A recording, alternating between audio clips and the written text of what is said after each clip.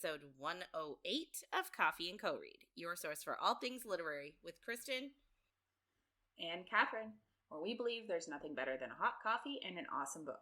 Join us for our virtual book club where we take one book a month and dive into all of the drama, adventure, and romance we can find. Hey, Kristen. Hi, Catherine. So for this week, our question, I guess, is do you read book blurbs before you buy them? So it's kind of like do you judge a book by its cover?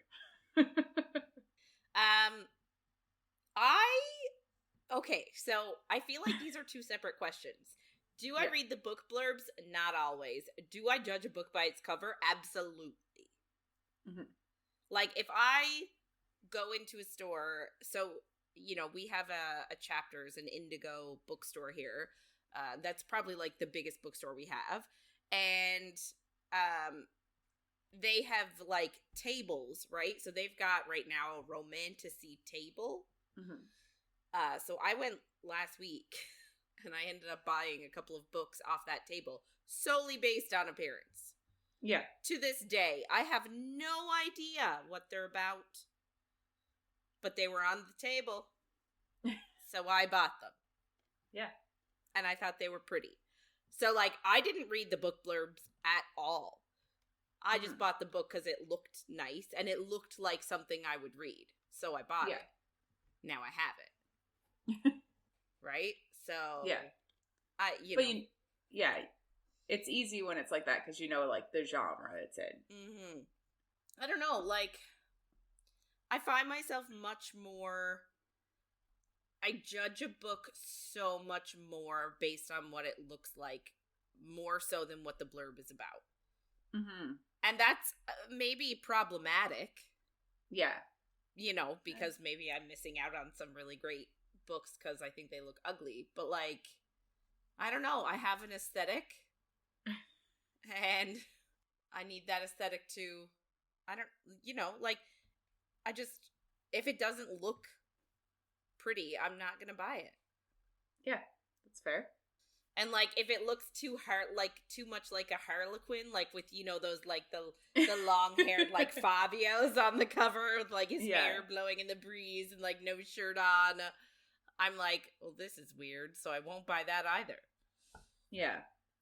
There's a book that you were talking about recently, and I looked it up because a bookseller told you about it, and I looked it up, and I was like, this cover, I don't like it. I know, me neither. I was like, I don't want to read it.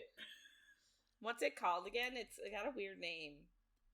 Kushiel's Dart or something? That's it, yeah. If anybody has read this book and likes it and thinks we'd be into it, let us know, because somebody at the bookstore told me I need to get it and read it because it's amazing. But, like, when they sort of explained it to me, I was a little dubious, to be honest. Like, I wasn't sold based on the description. Yeah, that's fair. So I don't know. And it wasn't available. Like, maybe if it was there, maybe I would have just, like, sucked it up and bought it when they were, like, describing it to me. Mm-hmm. But it wasn't in stock, so that means I have to order it. Yeah.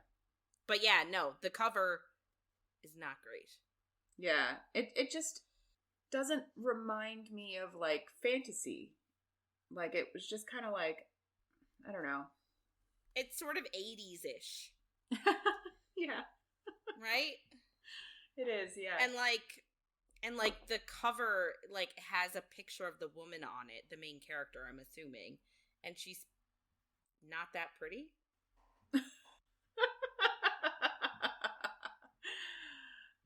Yeah, I was just like, it's just, I don't know, maybe it's the art style, but, like, she's supposed to be, like, a lady of the night, like, saving the world, and I don't know, not everybody has to be pretty, like, I get it, but I just don't, I wasn't a fan of the art style, I'll say that.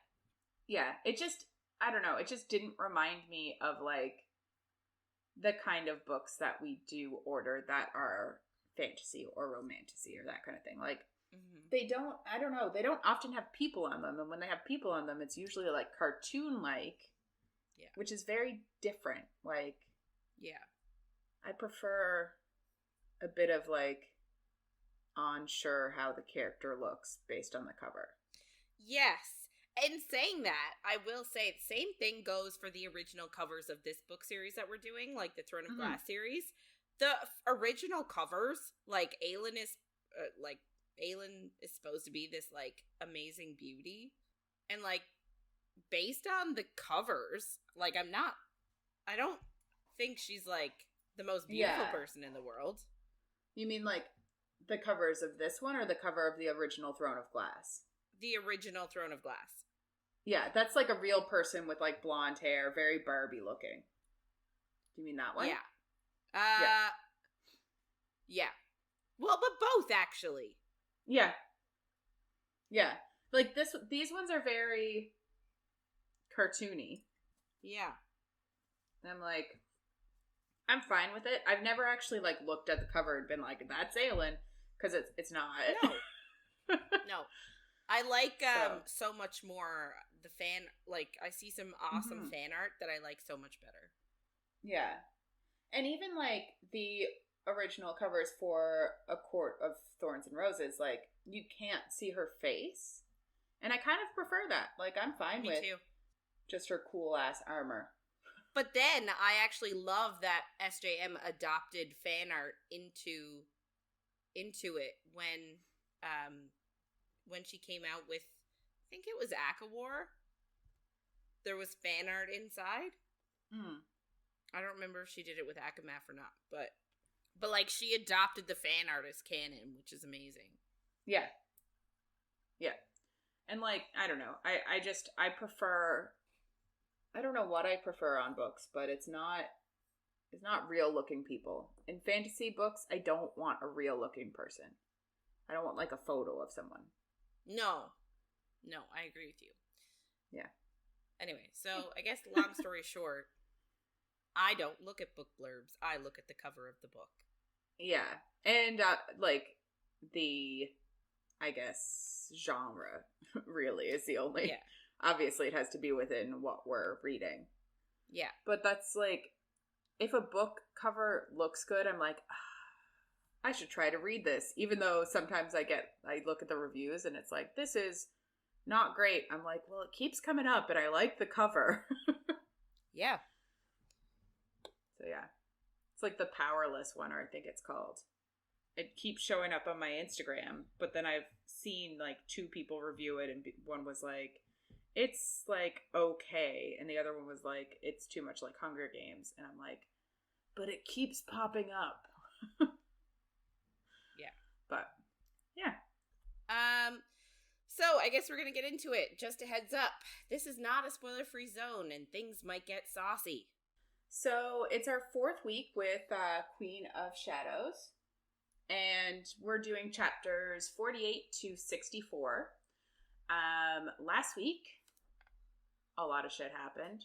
Mainly, Arobynn is finally dead. Thank the Lord. And Lysandra is the one that killed him, which we're here for that completely. Aelin ended up making shit happen, so she gets all of his money, which we love, and she's good to whatever her army, to outfit her army, feed her army, have an army, that kind of shit. She also found the 3rd word key. It was always in the Amulet of Orinth, and Arobynn had it, so she now has it, and it feels weird and all that shit. Lorcan was also sent to kill... Sent, I say, but he fell for a trap. Yeah, they set him up. To kill all of the word hounds, I think, is what Aelin dubbed them. Yes. So, I think there's like 6 or 7 of them, and he ended up killing one, but now Aelin assumes that they have his scent and are going to go after him. Which is a large assumption to make. But okay. Yeah. Alid went and saw the little babies from the witches and was traumatized. And Manon needs to pick a new coven, but doesn't really want to. And Asterin is pissed at her for even thinking about sending a Blackbeak coven. And I don't really care what KL was doing. So that is our update from last week. So this week... and KL does not get better this week. I tried to listen to it with a tiny bit of grace for KL. And there is one section where I will praise him. And every other section, I want to beat him over the head with a bat. Yeah. Now, I will say, next week, there are parts of him that I'm like, thank fuck, finally. Yeah. And like... But it also comes like a little too late. You know what I mean? Yeah. Also, this week you're like, oh, finally he can see. And then you're like, you're a fucking idiot. Yeah. This was not the time or place, you absolute moron. Yes. Yes, that is 100% correct. But we'll get into that. We will. So this week starts in Manon's point of view, and she beats Asterin in the breakfast hall. And nobody really knows why, but it's because she like spoke back to her, drew blood, that kind of shit. But Asterin doesn't even react, and Vesta is now Manon's third. So Asterin has been demoted again, and after beating Asterin and Asterin just not reacting at all, Manon is kind of off kilter all day, and all she can think is you let them do this, because after Elide told them about the babies and the breeding, that's what Asterin said to her. So Manon goes to see the Duke, and he tells her that he needs another coven. Oh, sorry, I thought we knew that last week. Maybe we didn't. Anyway, let's pretend I didn't say that earlier. So the Duke tells her he needs another coven, and he wants a Blackbeak one this time. And she says they're not whores for his men to use, and he calls them sacred vessels, and he says it's an honor to be chosen. And she says that's a very male thing to assume, which I fucking love. I love it! I love it so much. It's such a good line. Yeah, and it's so, like, it's... Even though, like, I don't think the word sacred vessel is used very often anymore, like, when talking about females and their wombs.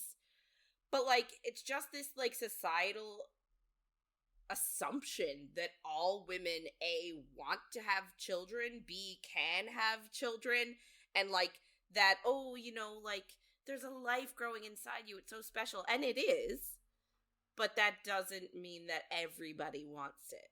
Yeah, or that, like, everybody enjoys it. Or needs to do it. Yeah, yeah.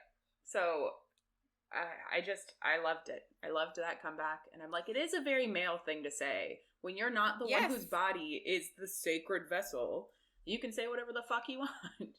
Yeah, when you don't have to sacrifice anything. Like, I don't think people realize, men, like, I just had to explain to my husband yesterday that, and this is going to be TMI, and I'm really sorry about it, but, like, I've had children, and now my, like, pelvic floor is not the same. Like, I sneeze or cough, pee comes out. Yeah. And that it's happened because I gave birth vaginally. Yeah. Gross, I know. But, like, I pushed my kids out, so now that's what I have to deal with. Like, 5, 6, almost 7 years later, and I'm still dealing with that. And I will probably still deal with that up until I die. Yeah. Right? Yeah. So, like, he did not understand that. He didn't know that was still happening for me. And I'm like, yep, no, that happens. Yeah. You don't just pop a baby out and go back to the same way you were.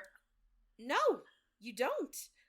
So, yeah, it was such a good line. Yeah, very much a fan of Manon. Even though, like, she's not there yet. She's not pushing back too much because she's waiting on her grandmother. But, like, this is a moment of, like, the tiniest bit of pushback that we needed to still have faith in her. Yeah.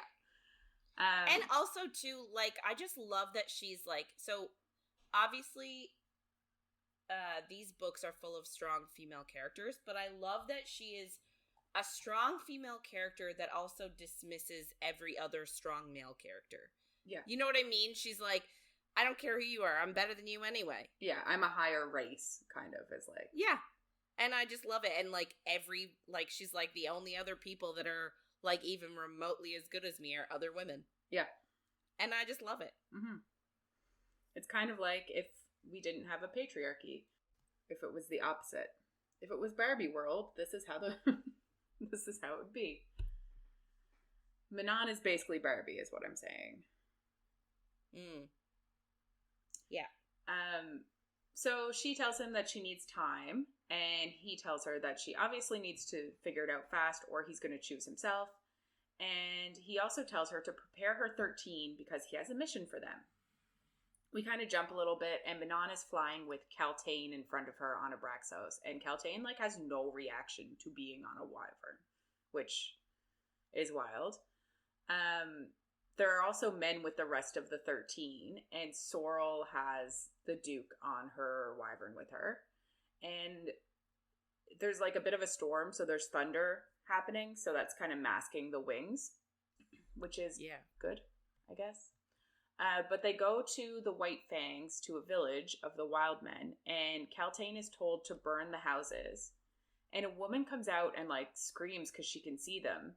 And Kaltain burns her, and then she, like, basically burns all through the camp, burning people and horses and houses, and, like, people either faint from the pain or just die from it. And Manon is kind of, like, not loving it, which is very not bloodthirsty of her. But Kaltain, I guess, wears herself out and ends up fainting. So the Duke tells Manon to land and end it. And she thinks to herself, like, any other day she would enjoy this. But she's not enjoying it because it's being forced upon them, I guess. Like, and she knows it's kind of like a punishment, a test, like that kind of shit, because the Duke can make her do whatever he wants. Yeah. And which she's not used to. She's like, hell no. Yeah. This human man telling me to do shit. Yeah. Like, she's very not cool with that. Manon also kind of thinks, like, maybe she should push Kaltain off and put her out of her misery and just, like, kill her. But she decides there are too many eyes on them, so they land. And then we just jump right on over to Aedion's point of view. And Aelin is signing all the documents to get all of her money, which we love. We love her so much. But Aedion is still kind of, like, in shock that she orchestrated all of this and didn't tell them. And you're like, get ready for the next 2 books, because... So they are on their way home, and Aelin walks to the river, but she just needs some space. And Aedion kind of stops Rowan from going after her and goes after her himself, because he heard their fight last night, which was a big thing on the roof last night. Aelin kind of, like, put a move on Rowan, and he was like, don't touch me like that. And it, like, completely shattered her confidence and her everything and was super awkward. So good times. And he finds it funny because he can tell that Rowan has feelings for her because he still has his, like, fae sense. Smells. Which we're big fans of. Ugh. Yeah, so he could totally smell Rowan's arousal. Yeah, and Aelin's. But Aelin can't smell it. Anyway, it's awful. So, but he knows that, like, he knows Rowan has feelings, and he knows that Aelin hasn't, like, can't tell that he does, which is wild. But anyway, so he catches up to her, and she thought it was going to be Rowan, but it's not. So she's just like, is there any chance I can get you to, like, fuck off and leave me alone? And he's like, nope. And so he tells her kind of, like, almost the exact same thing that Rowan said earlier. But he tells her that who she was today wasn't just an act, And, like, that person had no love or joy. And I'm like, stop with this. Like, it kind of annoys me. I'm like, what do you want from her? She had to survive. Like, leave her alone. And he tells her he wishes that Arobynn had found them both. But she says that, like, Aelin wouldn't have let Arobynn take them. He basically feels guilty he wasn't there for her, which, like, you can kind of understand. His whole life he's been thinking he's her protector and stuff, so...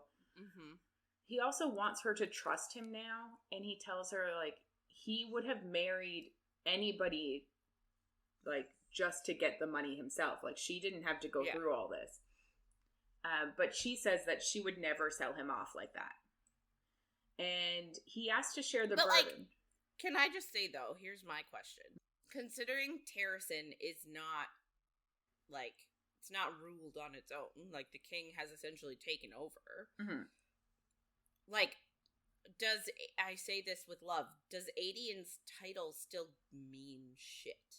Well, right? Like, could they have married him off to a princess of another country, knowing that, like, hey, I'm a prince of Terrasen, but I don't have any land and I don't have any money. And I've also been working really hard for the king lately, and, like, what would they have gotten in return? Who could they have sold him off to? Apart from the fact that he's pretty. Yeah. What value does he have? Yeah. And I guess it's, like, the idea that eventually she'll get back on the throne, but, like, we don't have that promise. No. Like, the only person I can think that would have accepted would have been, like, Nehemia. Yeah. But she did. She did. Yeah. So, I get what he's saying, though. I understand where he's coming from. But 100%. I just don't... it's logistically. Who? Yeah. Yeah. And, like, how many kingdoms are there in this world? There can't be an unlimited number of princesses. Yeah. What, is he gonna marry Maeve?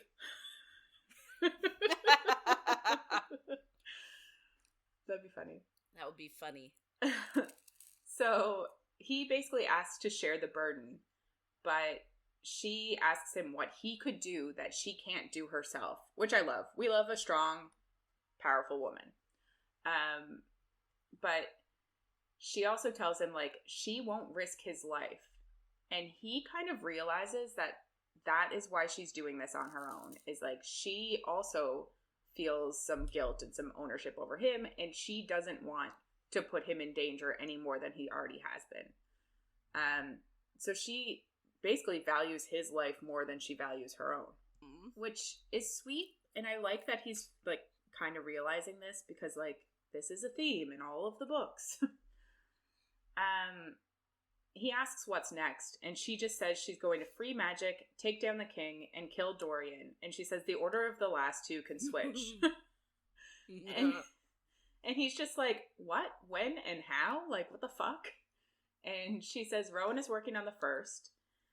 And he just is like, this sounds like more secrets. And she just smiles. And, like, that's the end of that. Because it is more secrets. There's going to be more secrets.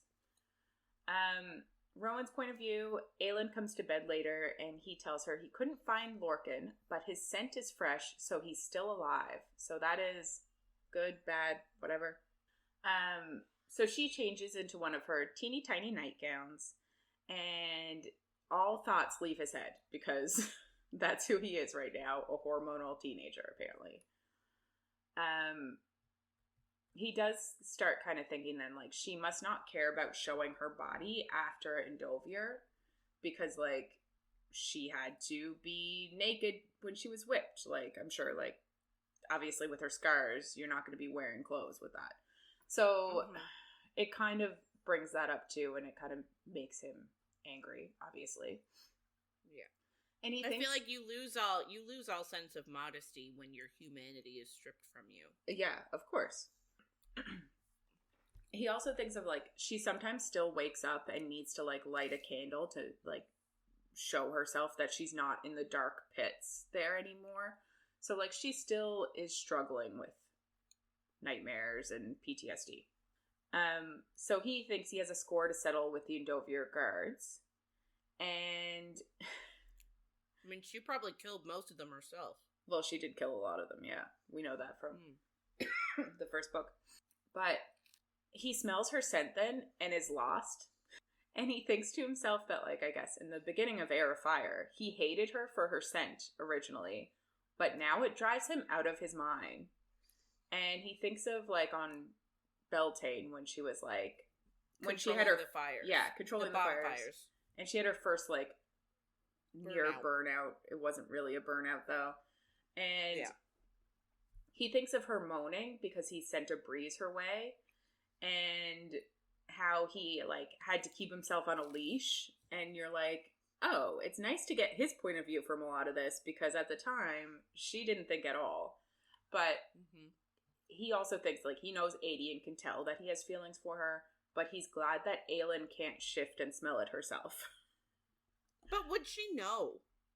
If she smelled it, would she know that that's what it is?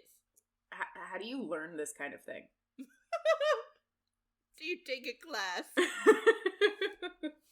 I hate it. I hate it. I hate it so much. Thanks. Ugh, gross. I'm sure you figure it out somehow. Instinct. Yeah. I don't know. Anyway. Ugh. So he actually brings up last night, and he says that he, like, it was a mistake. He says he didn't mean to snap, and she just says she knows, and it's been a strange few days, and she just, like, immediately goes to sleep. And I'm just impressed by how fast she can fall asleep in all of these situations. I'm like, good job. But is she actually sleeping? I think so. Because, like, he's like, and then her breathing levels out and blah, blah, blah. So I'm like, it's probably because she's exhausted because she's never sleeping. She's always going to do things. He thinks then about, like, how he felt last night when she touched him. And he thinks in his head that he was just surprised to have her touch his tattoo that told the story of Lyria. And he thinks he's had lovers since Lyria, but it didn't feel the same as when Aelin was touching his face. And if something happened to her, and then his chest seizes at the thought. So he's like, he needs to figure his shit out first before he can, like, go into anything. And you're like, yeah, of course. Yes, don't go into a relationship or into a situation unless you know what you want out of it. A situationship. Yeah. Situationship, yes. So we go to the next day now, and Lysandra and Aelin are wearing wigs and fine frilly dresses, and they're at a bakery with 2 bodyguards each. So it's Rowan, Adian, Nezrin, and Kael. And they're, like, all hooded and wearing coats of arms. So Lysandra and Aelin are in the bakery, and they ask for Nellie, who was to make them a brambleberry pie. So they wait for her, and Aelin asks if Clarisse has any idea, and Lysandra says no, and asks if Aelin is worried about having a target on her back. So they're basically talking about the will, and if Clarisse realizes that Aelin changed it. But Aelin kind of just says, like, she's had a target on her back since she was born, and she'll be gone soon enough, and Selena will no longer exist. So that is good.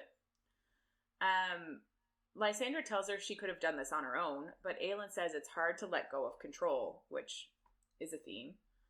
And Lysandra says she wouldn't know. And, like, Aelin kind of starts to feel bad about this because, like, Lysandra has never had control of her own life, ever. She's been owned by Clarisse, always, basically. Aelin says, or asks, like, shouldn't Lysandra be close to paying off her debts by now? But Lysandra says Clarisse increased everyone's debts since she didn't get anything from Arobynn's will. So, like, it's kind of Aelin's fault, even though, like she kind of had to do this, but, like, everybody's debts have increased because of what Aelin did, which is unfortunate. Do you think Lysandra knows she swapped out the will? Yes. I think so. Oh, okay. Yeah. I don't think she knew at the time that it was, like, that they told her, but I think Aelin has told her since. Aelin kind of to herself thinks, like, she didn't consider that. And then she offers to take Evangeline with them when they leave. But Lysandra says she doesn't want an 11-year-old in a war. And she also says, like, she doesn't need Aelin's promises. Like, she's fine how she is kind of thing. Yeah.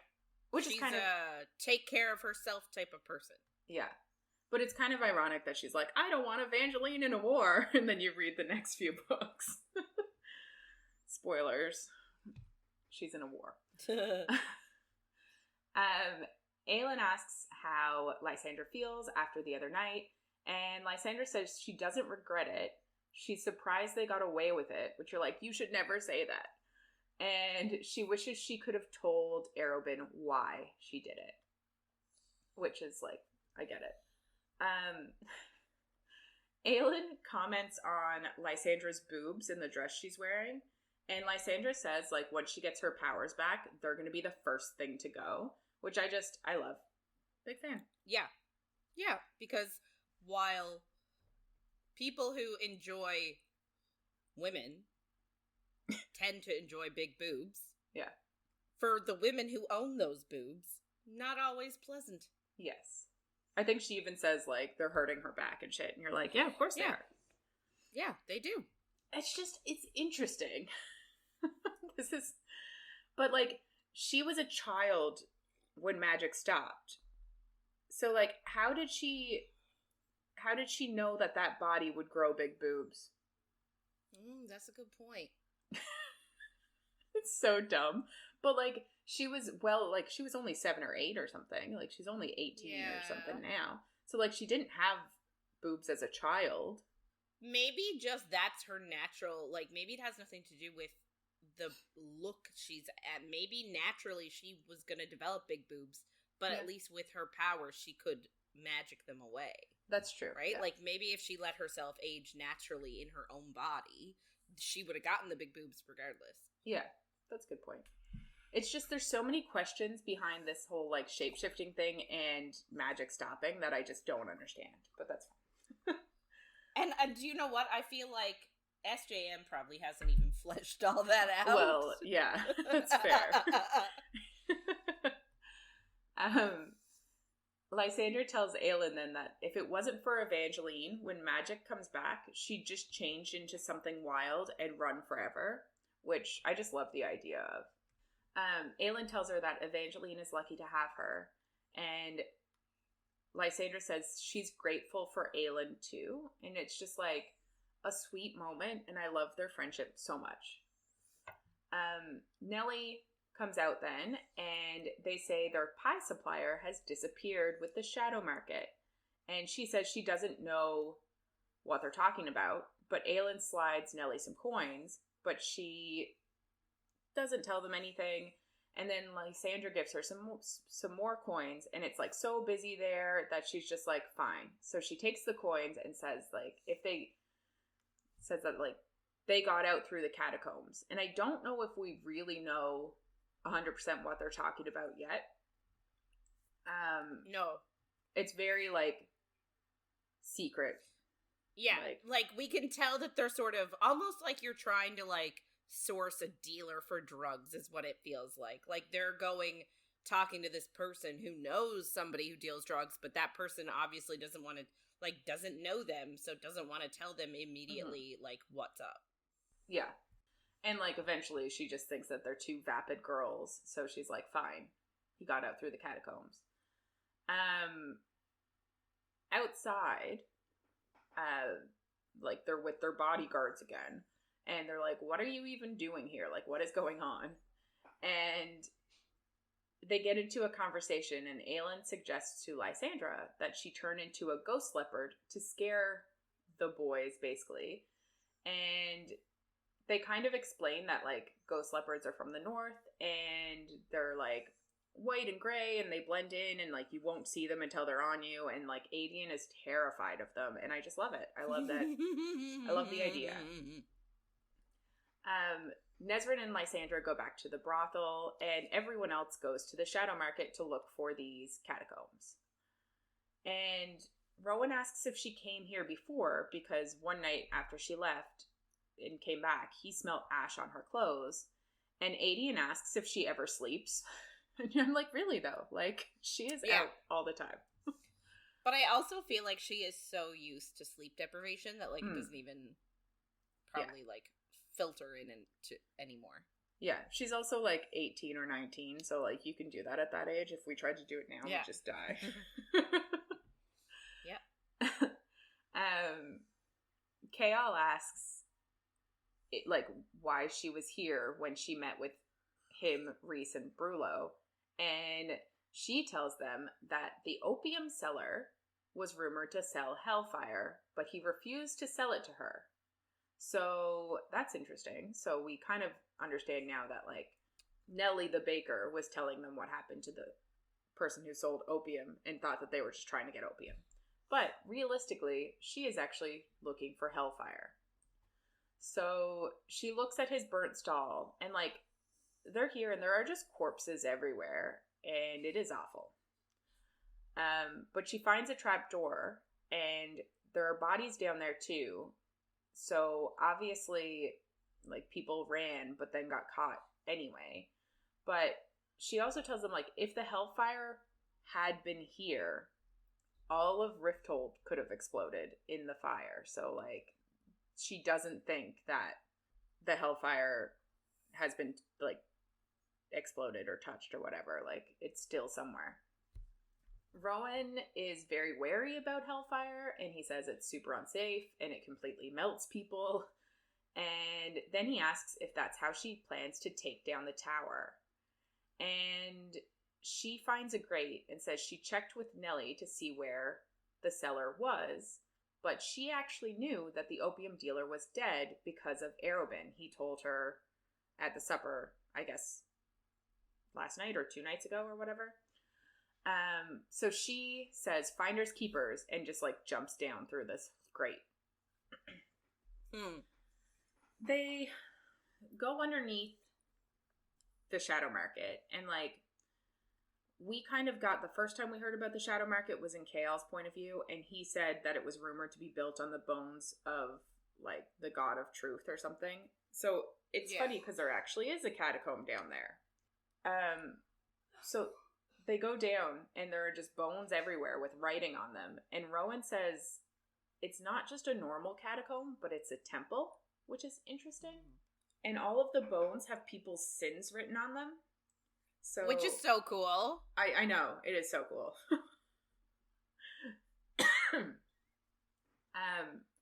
So there's 4 of them that have come here, I guess. Rowan, Aelin, Kael, and Aelin. So they each, like, pick a wall, and they, like, spread out to try to look for the Hellfire, because they're assuming that it's down here. Down here's not burnt. Good times. So Aelin and Rowan go further back, and they are finding these bones that are from, like, ages ago, and, like, way further back than they'd ever imagine. And Aelin pulls out Damaris, and okay, I got confused, and I say confused. So, like, we have so many swords in play, I don't remember Damaris. I don't remember where Damaris came from. Remind me. Damaris is Gavin's sword. So, is that the one she found in the tomb? Like, below her bedroom? That's a good question. I think so, because Goldrin isn't it Goldrin is the one that had the ring in it? The one that she found in Air Fire. Yeah. Okay. But then I thought that Kael had Damaris. And I thought that she kept Goldrin as her own sword. Anyway, she has Damaris at this moment. It is the one that was under her bedroom. I'm 90% sure.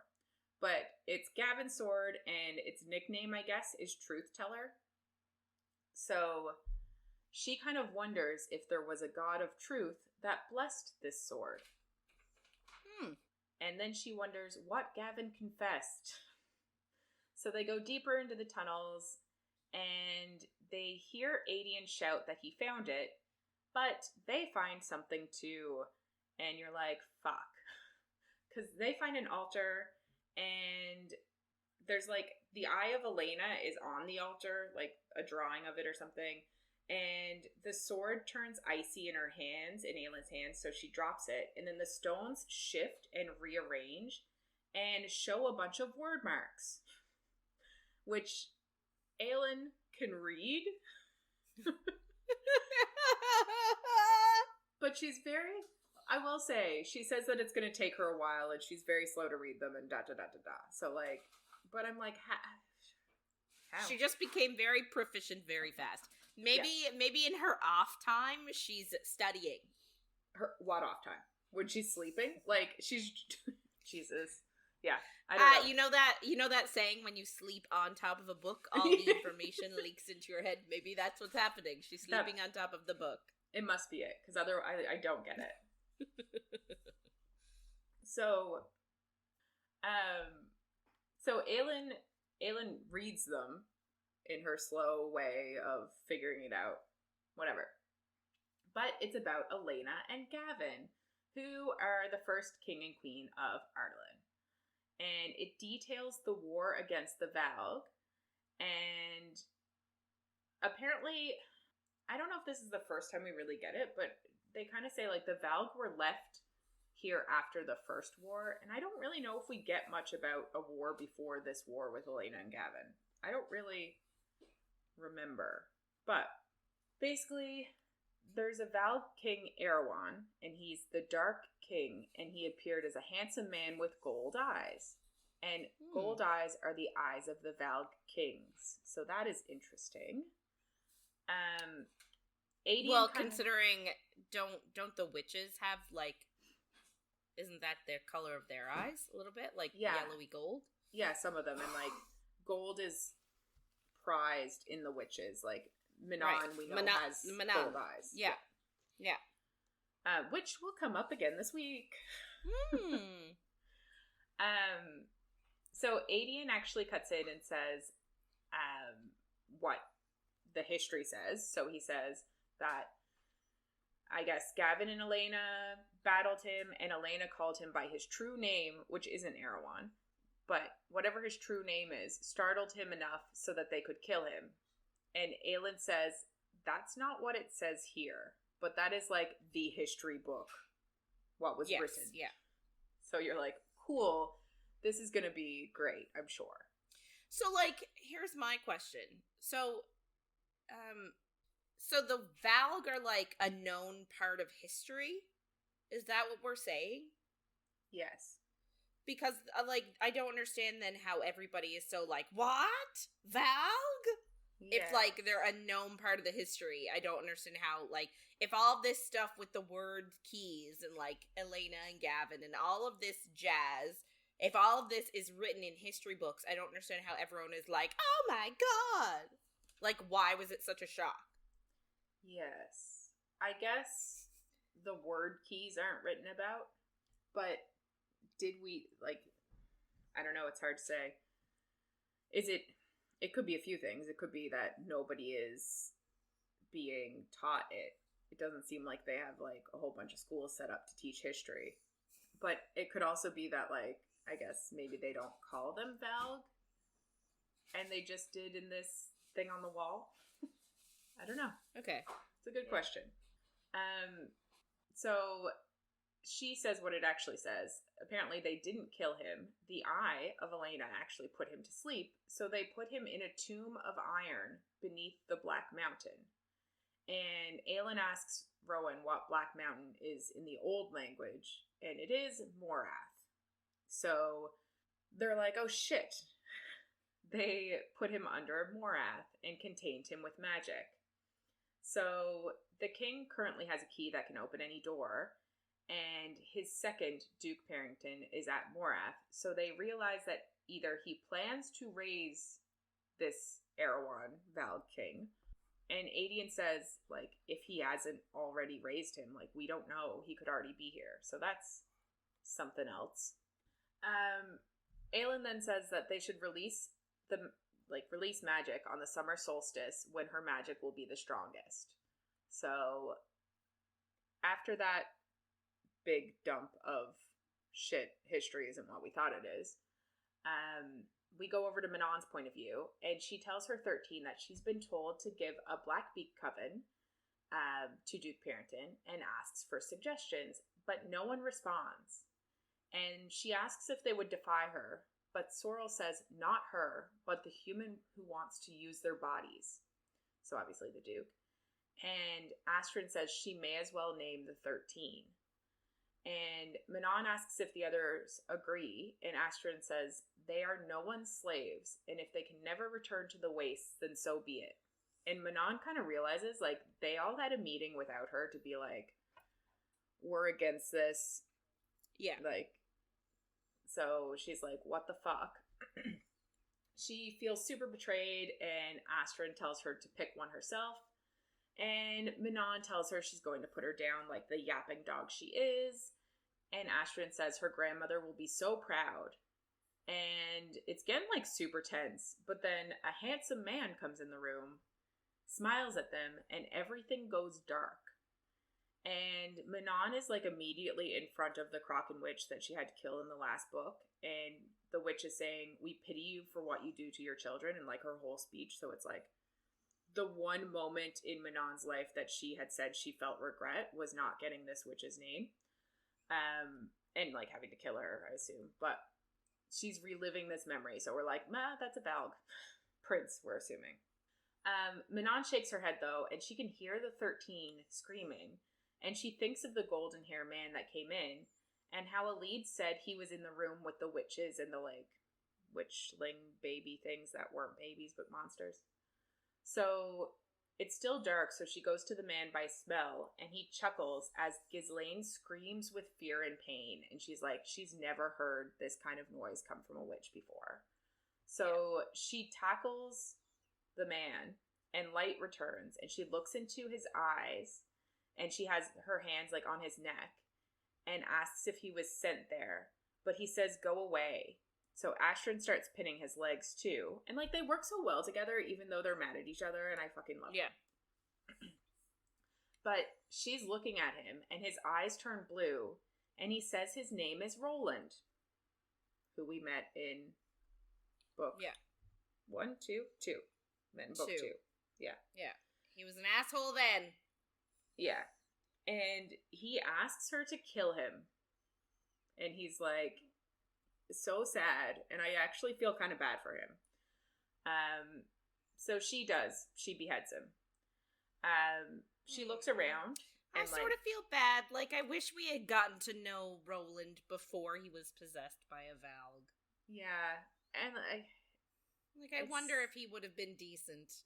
It's hard to say, because we only really met him once he had a ring on anyway, so he was already being controlled. Like, we don't know any... Yeah. Well, the only thing we know about him before that is that he stole Kael's woman. Girlfriend. Yeah. So... But, like, that couldn't have been that long ago. No. You know what I mean? Like, they're all, like, 19, 20 years old, so it's not like he didn't do that 5-6 years ago before the Valg were a thing, so, like, maybe he already had the ring on at that point. That's and was a good just point. Doing it for badness. Yeah, that is a good point. Yeah. Who knows? Maybe he was a decent person all along. So he's dead, the darkness is gone, and Manon looks around, and Ghislaine is sobbing. Thea and Kaya, who are lovers, are tear-stained. Ada and Briar, who are her shadows. Phelan and Fallon, who are the green-eyed demon twins, are, like, puking on their hands and knees. And Asterin, Sorrel, Vesta, Lynn, and Imogen are completely unharmed. And she kind of looks around then, and she notices that the people that are unharmed have black eyes that are flecked with gold. So her eyes are completely golden. So we kind of are like, there has to be something, like, to do with the gold eyes and the effectiveness. Because she is also, like, we'll say, quote-unquote, unharmed. Apart from that one moment of, like, regret. Yeah. Going into her. So, do we think that, like, the witches that are, like, sobbing and puking, do we think that the Roland Valg guy did to them what the princes did to Aelin and, like, forced them to relive all their worst memories? Yeah. I would assume so. Okay. It's funny though, because it's like if you're reliving your worst memories, like what has happened in their lives, I wonder. To make them scream. Yeah.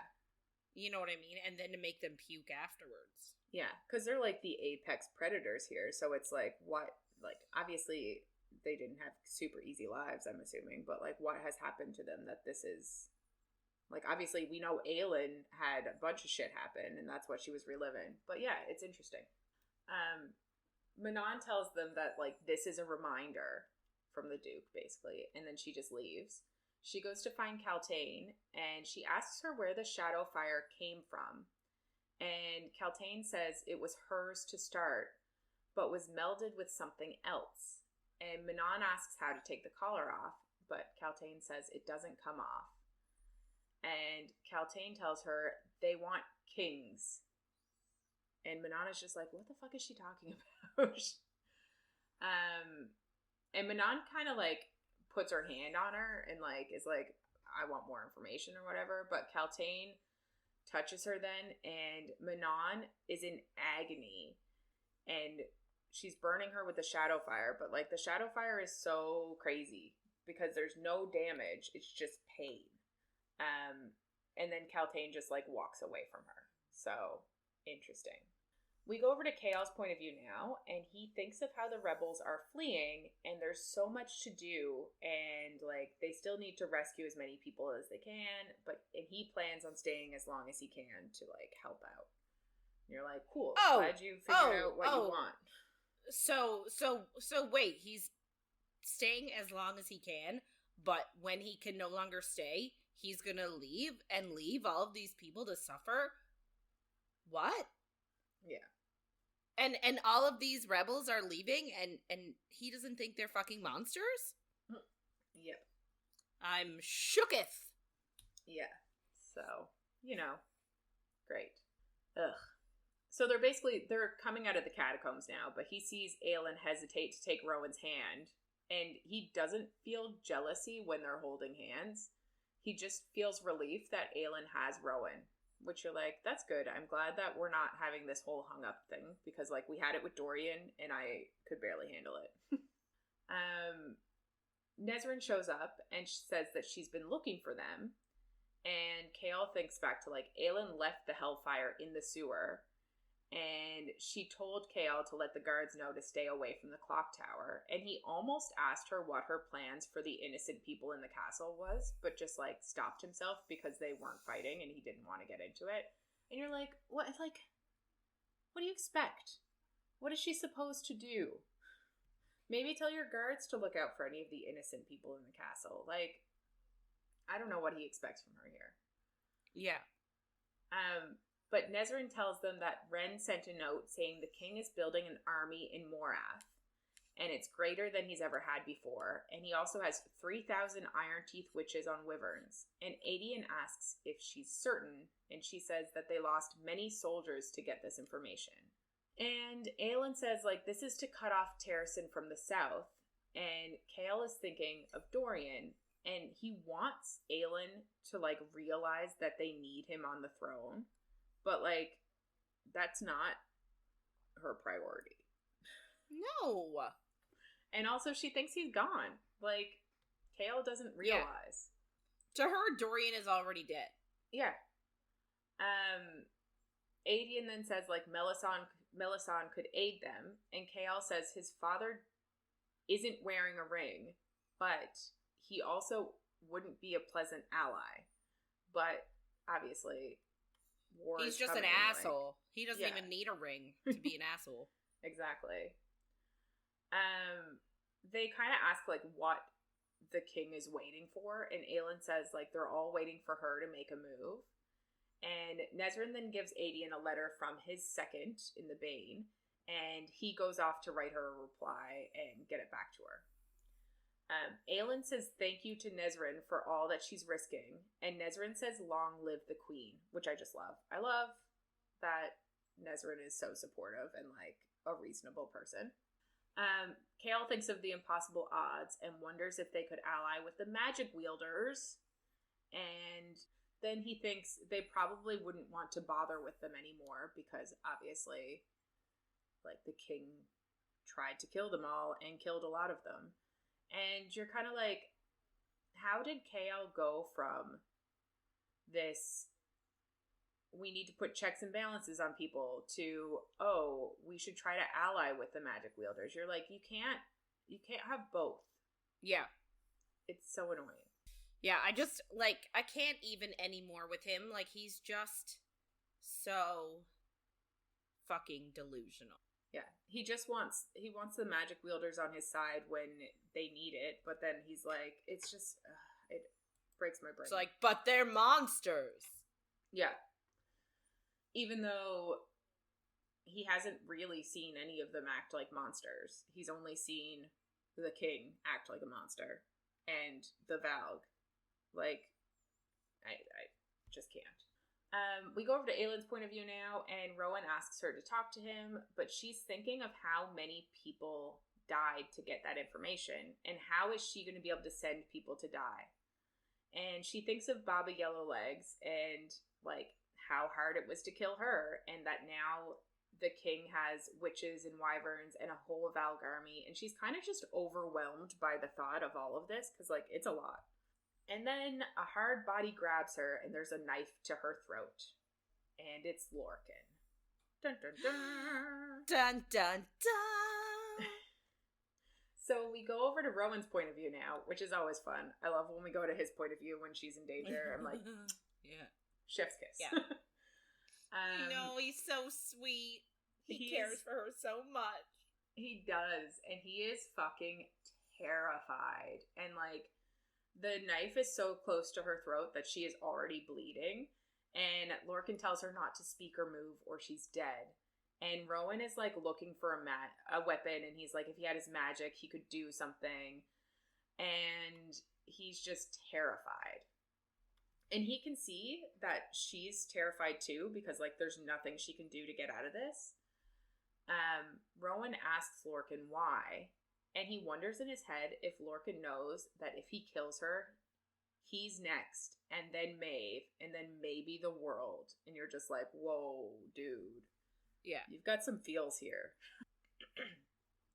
So Lorcan asks where the word key is, and says he could snap her neck if he wants to, and he, like, sniffs along her neck possessively, and, like, Rowan is losing his shit. And you're like, This is very much, like, it's very much alpha fae bullshit, but also, like, Rowan, like, you're being an idiot. Open your fucking eyes. Yeah.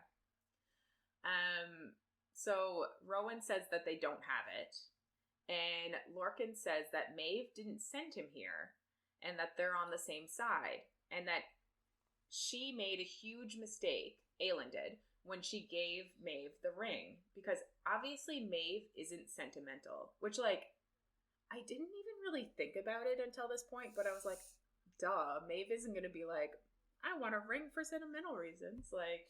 But as of right now, they're all, they think she's, like, vicious, but they still, like, there's this story of her being, like, in love with this person. Yeah. So, you know what I mean? Like, obviously they're gonna think that, oh, she was in love with him, he died. Like, maybe she still holds out some feels. Yeah. But Lorcan tells them she's actually the one that killed her lover, Astral. So she killed him because he wouldn't give her the keys and the ring. And Brannon ended up stealing them all and hiding them.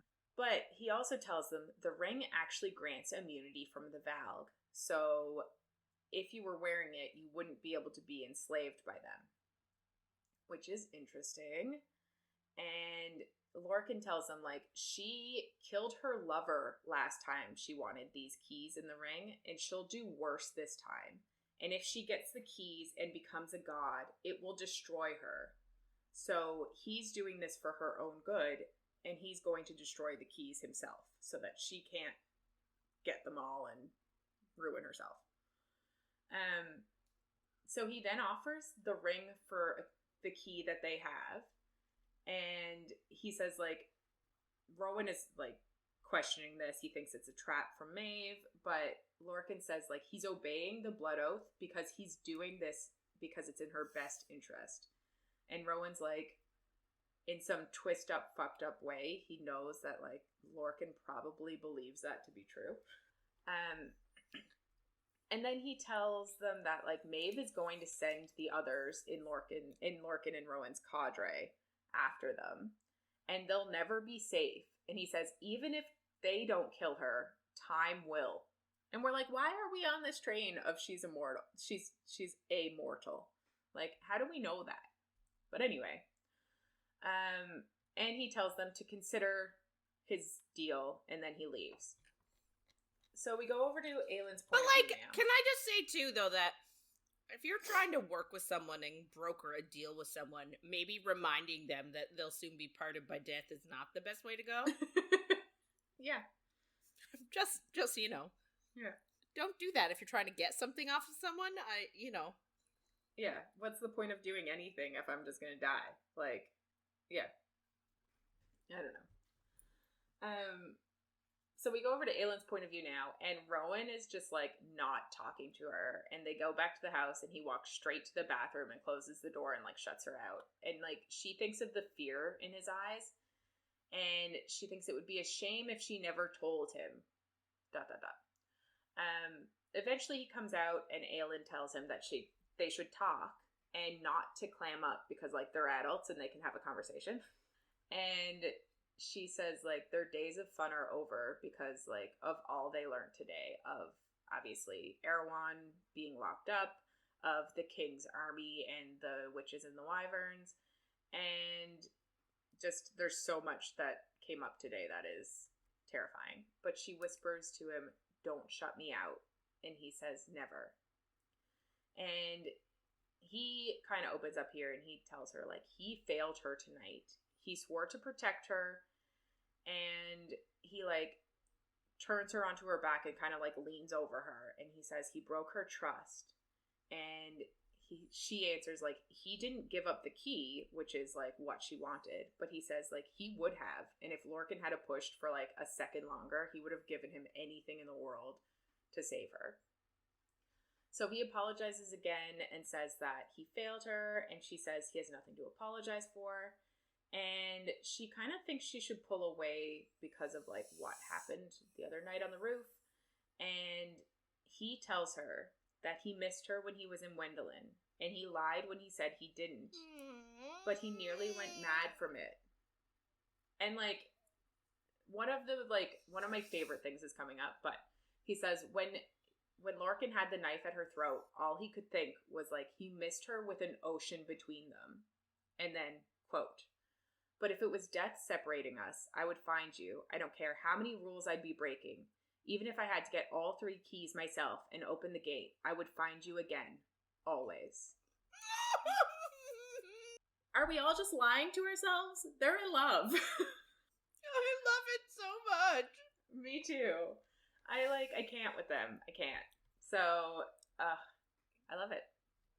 I just love it so much. Me too. He puts her hand to his cheek, and she, like, strokes his tattoo, and it's kind of, I feel like this is kind of an apology for, like, pushing her away when she touched his tattoo the other night.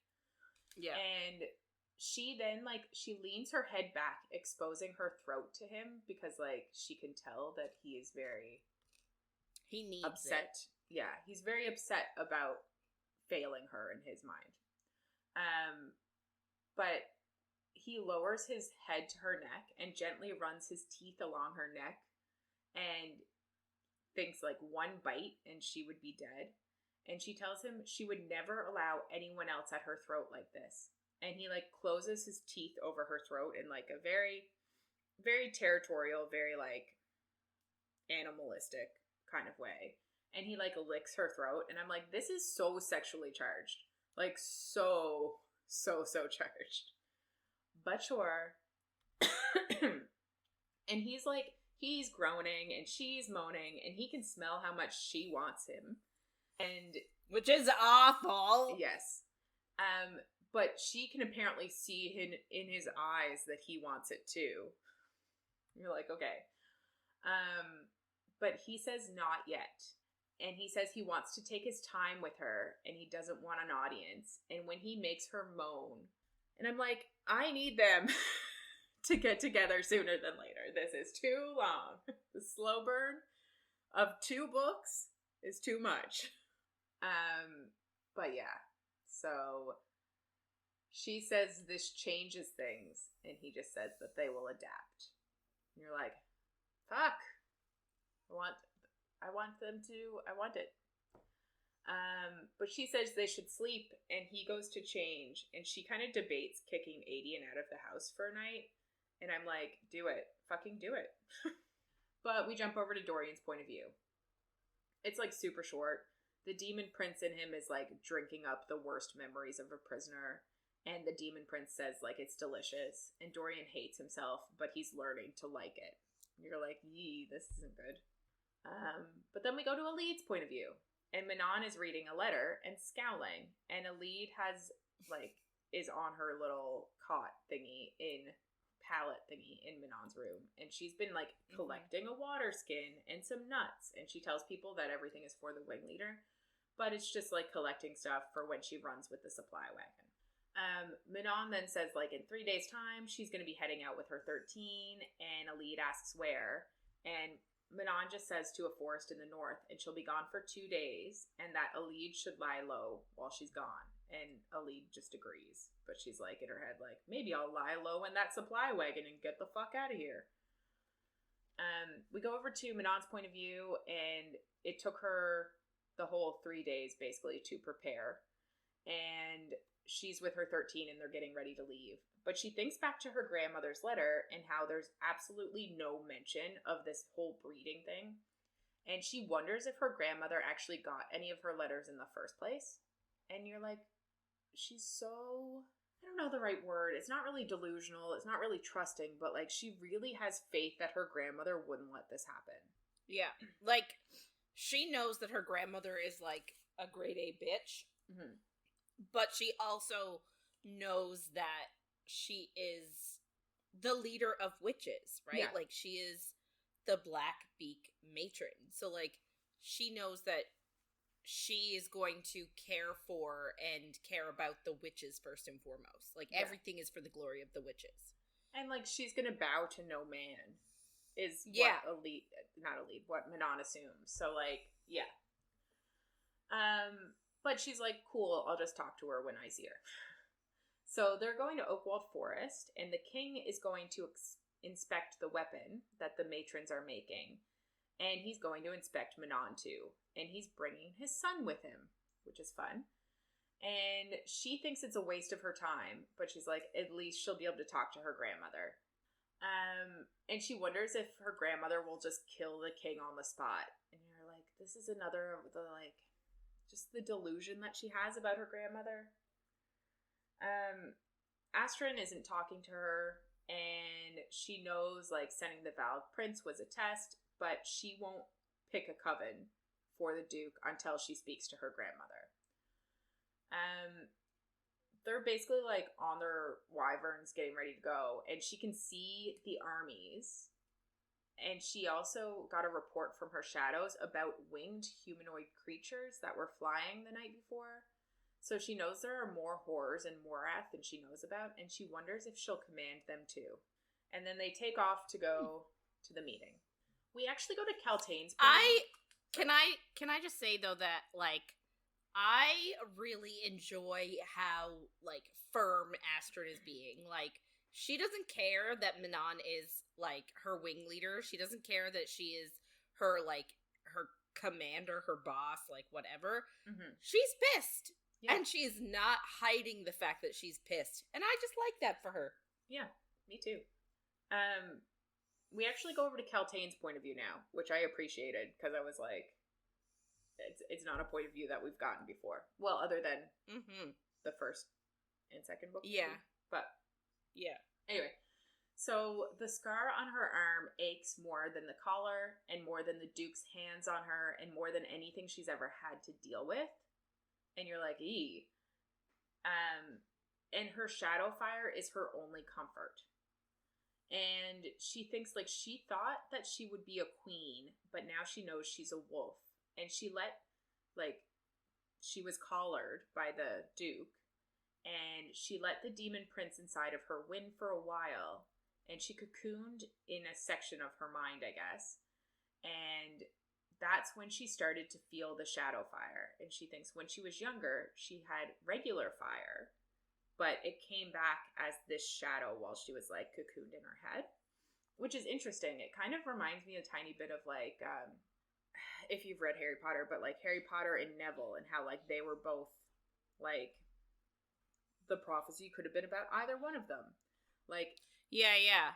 This fact that Kaltain also had fire when she was younger too, and like you said that they were kind of opposites, but like her fire started out as regular fire and now it's shadow fire. It's like super interesting that like maybe if she went down a different path, like I love it.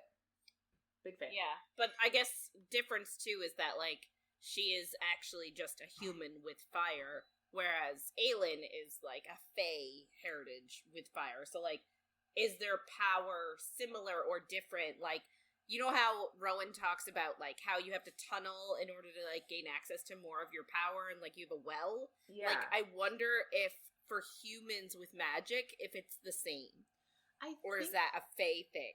I think it is the same, because Dorian doesn't have a fae, like he can't shift or anything, and he has magic, and like it's a bit later that they actually talk about the tunneling down and stuff, but him and Rowan kind of have that conversation. But I think it's similar, but I don't know. So she kind of thinks then like she slowly started consuming the Valg Prince bit by bit, and she like ripped at it until there was nothing left, and that like she used her fire, and it really doesn't like fire. So now she's just herself in her body again, and she's waiting, and she lets them order her around and touch her and hurt her until she finds a true purpose, and then she'll howl her name at the moon. But she says she doesn't remember her name, but she will be Death, Devourer of Worlds. I just love her. Yeah.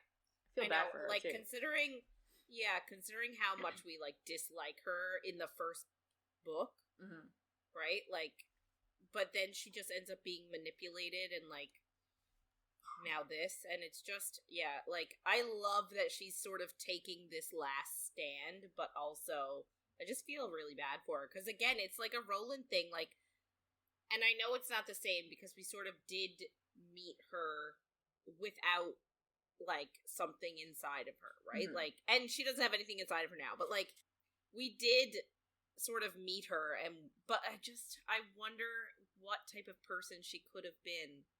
Yeah. Like, I feel like she could have been Lysandra-ish. You know what I mean? Like, they could have been, like, really fierce allies, and, like, she could have joined in on the fight and could have been a really, like, interesting member of their party and, like, created a really cool dynamic. And we'll never know.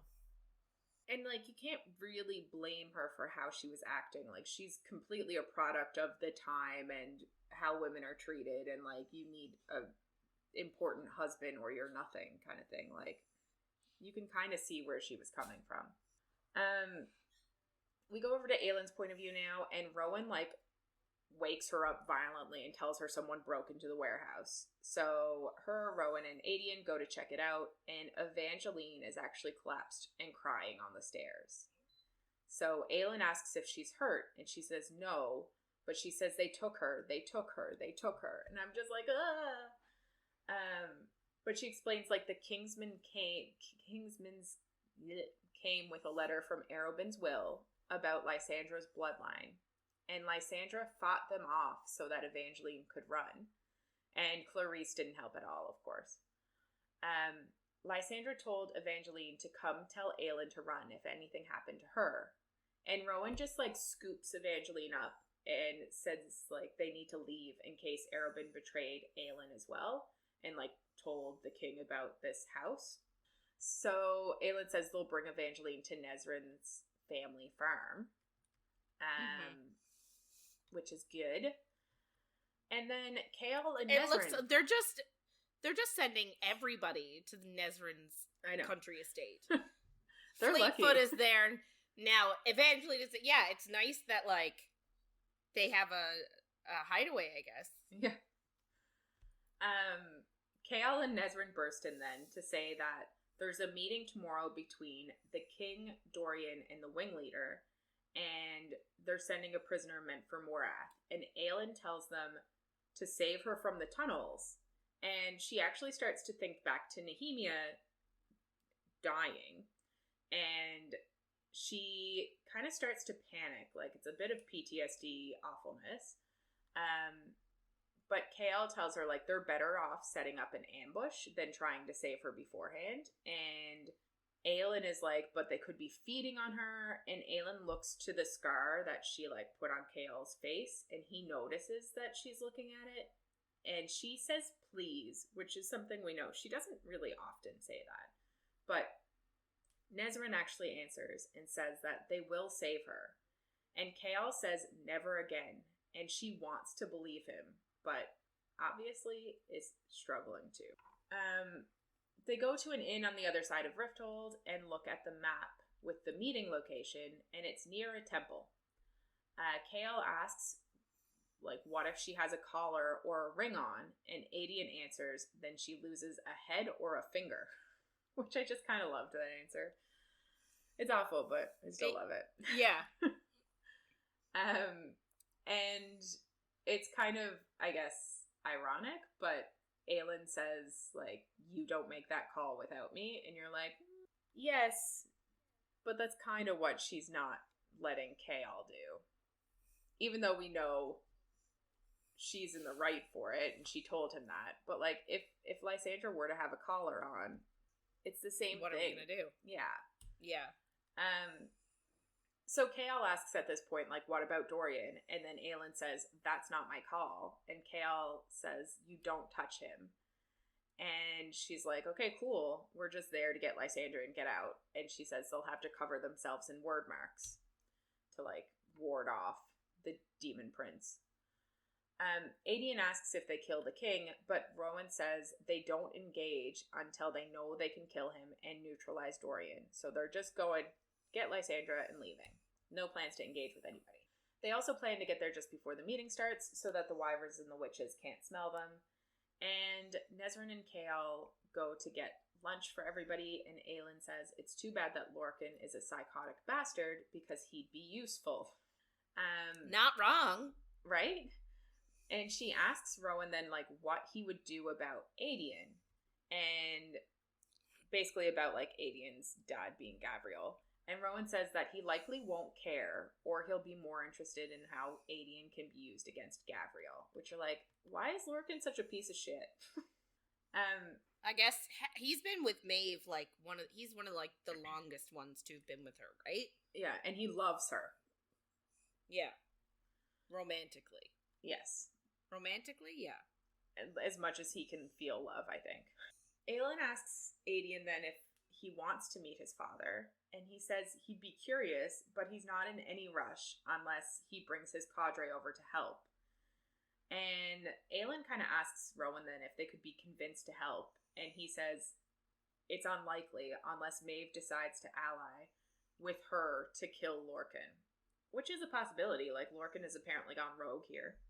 So Rowan says there could be, like, fae left here that could help them, but Aedion says not to count on it. He's seen the little folk around, kind of like Aelin has, but the king has wiped out the fae so, like, well that there's no sign of any of them around. And if they are around, they're likely in their animal forms, and they've been in their animal forms for what, like 10 years now? Like, yeah.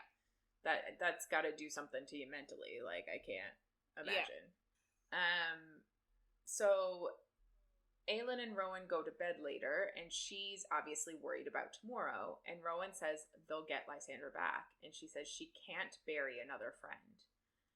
And she turns to him, and he runs his hand down her face, and she thinks it's foolish to go down this road. And, like, whenever she's, like, felt something or, like, had a man in her life, they've left a wound in some way, like, even if they didn't mean to. And he says when they get back, for her to remind him to prove her wrong about every thought that just went through her head. And he says he'll even let her decide how he tells her, with his words or with his teeth and his tongue. And you're like, hot. Yep, very hot. Very hot. She says then, like, the inn is loud, and she runs a hand over his chest and, like, marks him lightly with her nails, which I just hot. And she presses her lips to his throat, and then she just rolls over and closes her eyes to go to sleep. And Rowan has to get up and throw cold water over his head, which I just love. Yeah. It's giving me very much like Akamath vibes too when they're at the inn and like he's like, you know, I want to take you properly. Yeah. We have space and no one's around. Like a feast. Yeah. I want you split. What is it? I want you split it on the table like my own personal feast. Yeah. Ooh. Okay, so next chapter they're sneaking. They're out in the wild. So Aelin and Rowan are ahead, and they're all in like brush of this forest. Aelin, Kale, and Nesrin are like a little bit behind. Because they're humans. So Aelin and Rowan are sort of tracking and smelling their way to where they need to be. And Aelin's a bit annoyed that she's like stuck in the back with the humans. But she can't transform into her Fae form, so like this sort of she's just stuck. Yeah.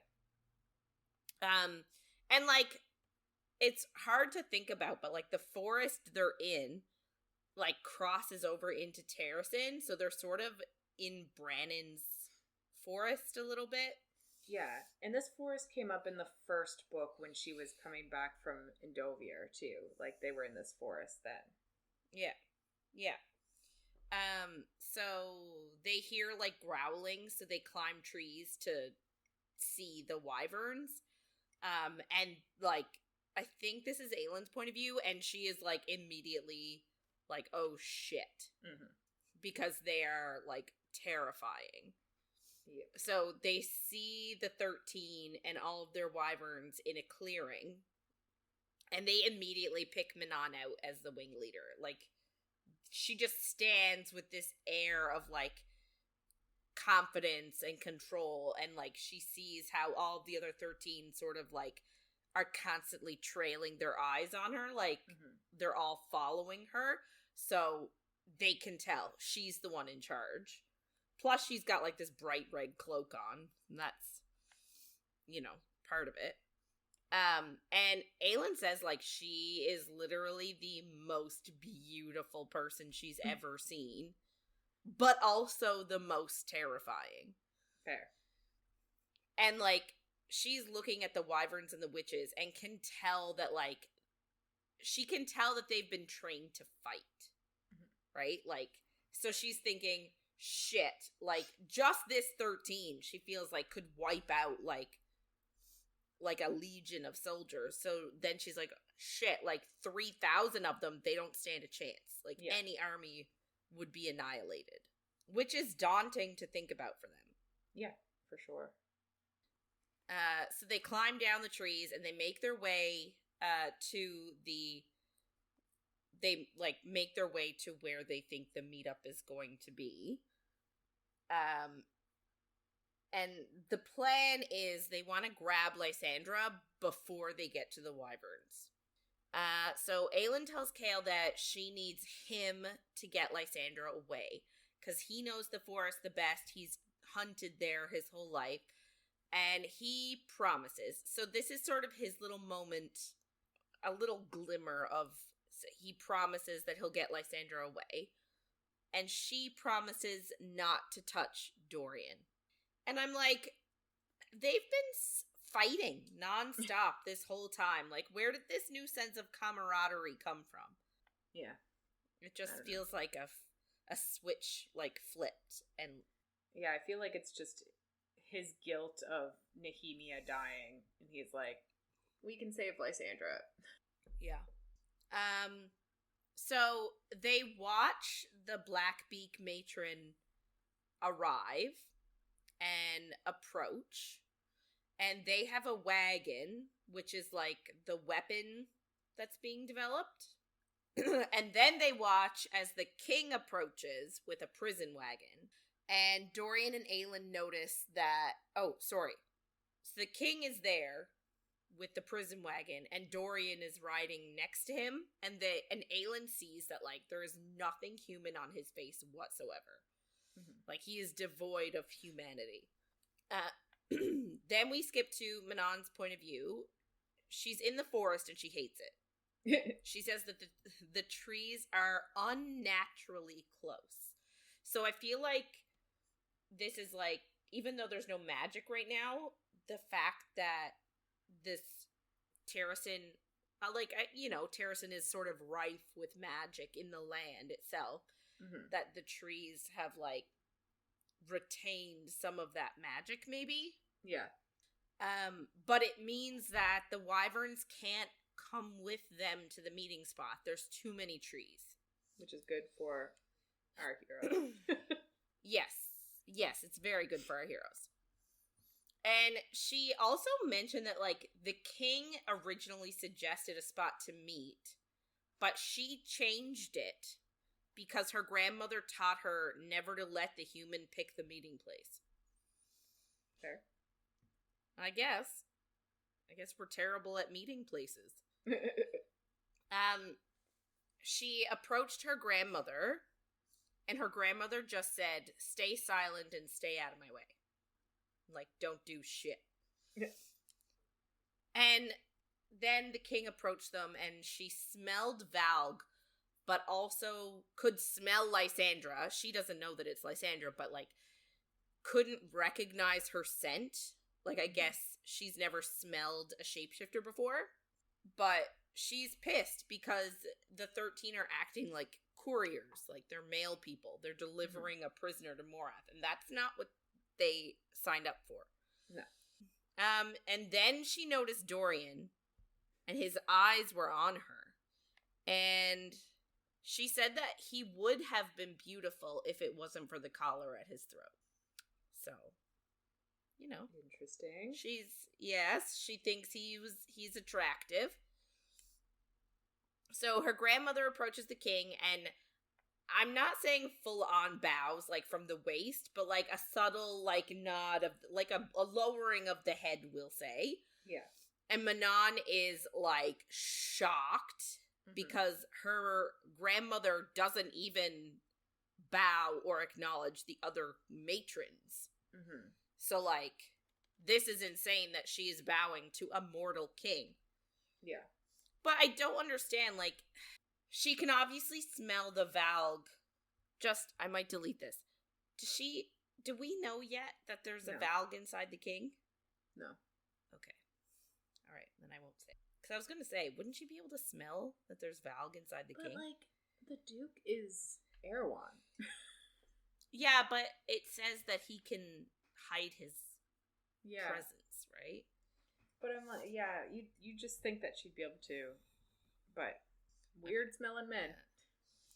Yeah.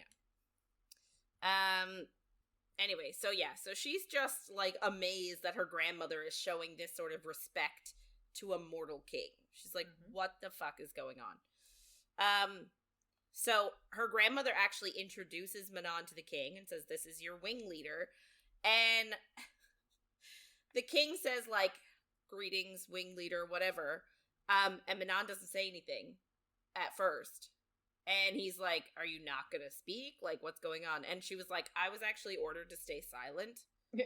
And her grandmother's, like, her eyes go wide, and, like, Manon can tell that, like, she's gonna pay for that later. But, like, she just keeps responding to the king with, like, sass and attitude, which, like, we love. Yeah. Obviously, her grandmother does not. But the king actually kind of likes it. Yeah. Like, he appreciates it. So then he just asks to see the weapon and instructs Dorian to entertain Manon. Then we have a real quick point of view change for Chaol. It's like a page, not even. Like half a page. So he sees Dorian for the first time and sees him, but knows that it's not him. Like, can tell that it's not him. And he finally thinks what we've been wanting all along, that Aelin was right. So we're finally getting the validation, and he's finally seeing the light that Aelin was correct. and that killing him would actually be a mercy. But he knows that they have to make their move now to save Lysandra while, like, the king and the matron are distracted. Mm-hmm. And he would do it for Nehemia and for Dorian. And I'm like, since when does he care about Nehemia? I'm assuming it's just his guilt, but, like, he's like, I'll do it for Nehemia and I'll do it for Dorian. It's like, what? Why? Why do you suddenly care about her? Yeah. And I just think that, like, using her name is sort of like, I don't know, it's just like a cheap shot to me. You know what I mean? Well, really, it's for Aelin. Well, it's for who Aelin was that he was in love with. It's not even for Aelin now. He's doing it because he fucked up. Really. Yeah, it's just, I don't like that he brings her name into it. Yeah. Anyway, so that's it for him. Then we go to Dorian's point of view.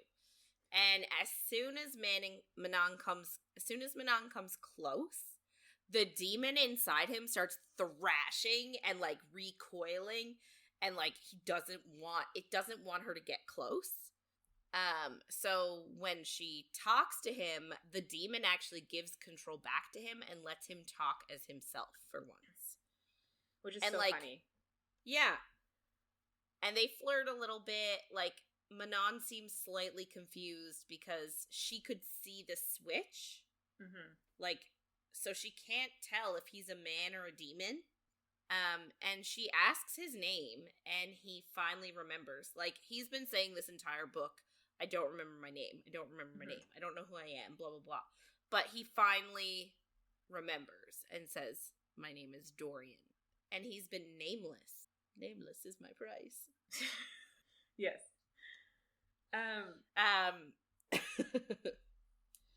My favorite part of this whole book is how adamant that Kale is like, oh my god, I need to kill him now. And you're like, this is the first time he's been himself this whole book. Yeah. Yeah. He's like, he's not himself. He's a demon prince. And I'm like, oh my god, it's the first time he's actually himself. And Kale's like, kill him. Kale's clueless. Anyway, so the fact that Dorian remembered his own name and tells Manon that what his name is, causes the demon to get pissed off and take control back. But, like, the entire time he was like, he could hear the demon inside him being like, no, get away. Like, get away from her. Her eyes, like, get away. So, again, like, there's something about Manon's eye color that makes demons not happy. Distressing. Yeah. Distressed, yes. So during the whole conversation between the two of them, Kale and Aelin were crouched, like, nearby and listening. And Aelin at least noticed the slip between Dorian and the demon prince and is, like, sort of shocked and, like, doesn't really know what to think of it. But they use, like, a distraction with the wyverns. Like, I don't know if they get Nezrin and Rowan. Oh, Nezrin and Aelin to, like, do something to make the wyverns go, like, roar! To go, like, roar. Yes. And it just causes everybody to be like, what's going on with the wyverns? And so then Rowan, like, dispatches the 3 soldiers guarding the prison wagon, and Aelin breaks into the wagon, and, like, she's about to be like, come on, Lysandra, but Lysandra just barrels out. She's like, I'm not waiting.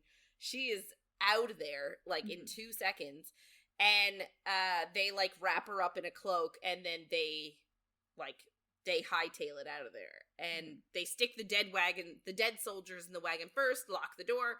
They're back in the woods in, like, 2 minutes. Clean getaway. Yeah. Right? Love it. So they watch the king leave, and, like, the rest of the 13 exit until it's just Manon and her grandmother. And they watch the grandmother hit Manon several times and essentially tells her to quit whining and follow the Duke's orders no matter what they are. And, like, essentially said that she purposefully ignored her letters and burned them about the pregnant witches. And, like, whatever he tells you to do, like, it's all for, like, our honor and glory and bullshit like that. So, essentially, she's okay with this impregnating witches, like, terribleness. Yeah. She likes it. She's here for it. Yeah. So, Aelin is watching that, and she turned back around to Lysandra, like, Chaol was just checking her for injuries and stuff before they were gonna leave. But when she looked back, he's gone!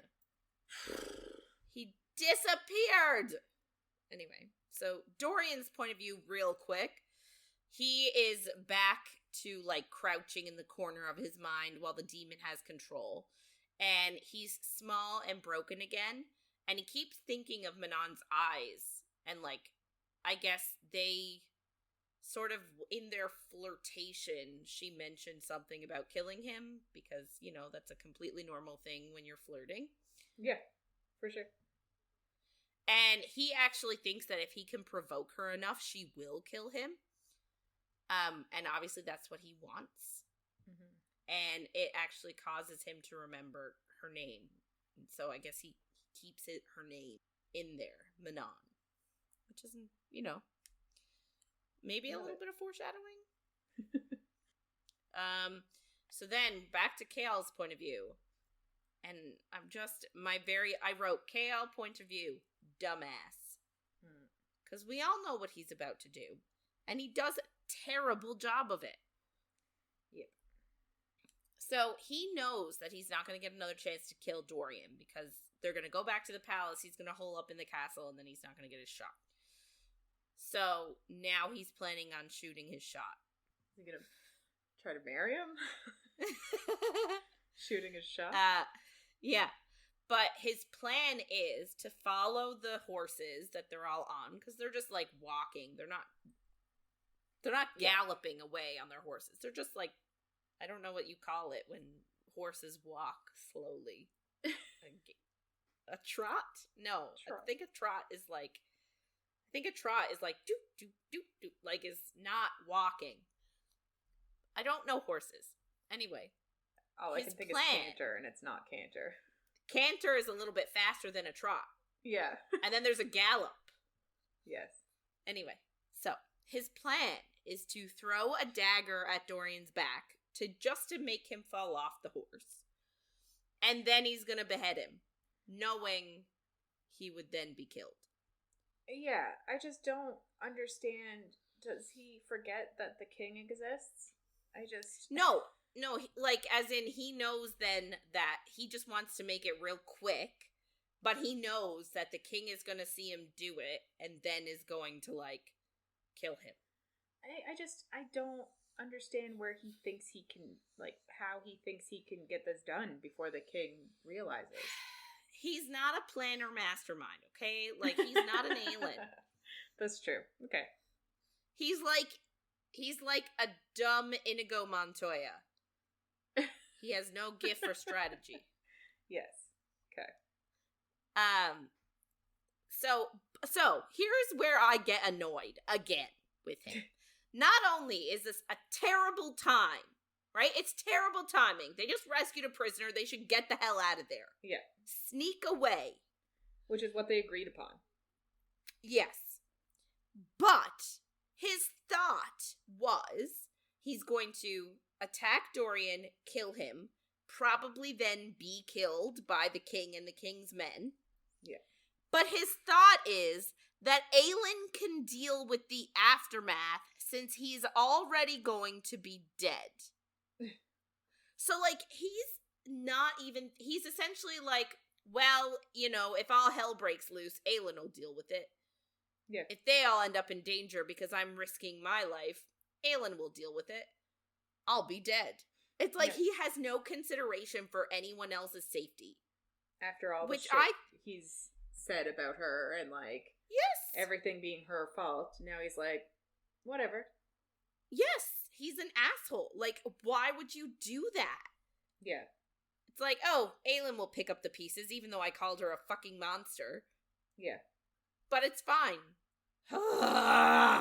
Anyway. But then he does something even more idiotic.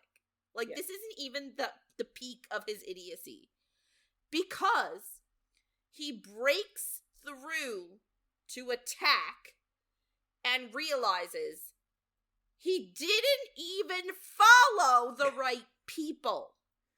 He didn't follow Dorian and the king. He followed the fucking witches and their wyverns and just broke out of a clearing and startled them all. Like, wouldn't you, like, look through the clearing and say, there's Dorian.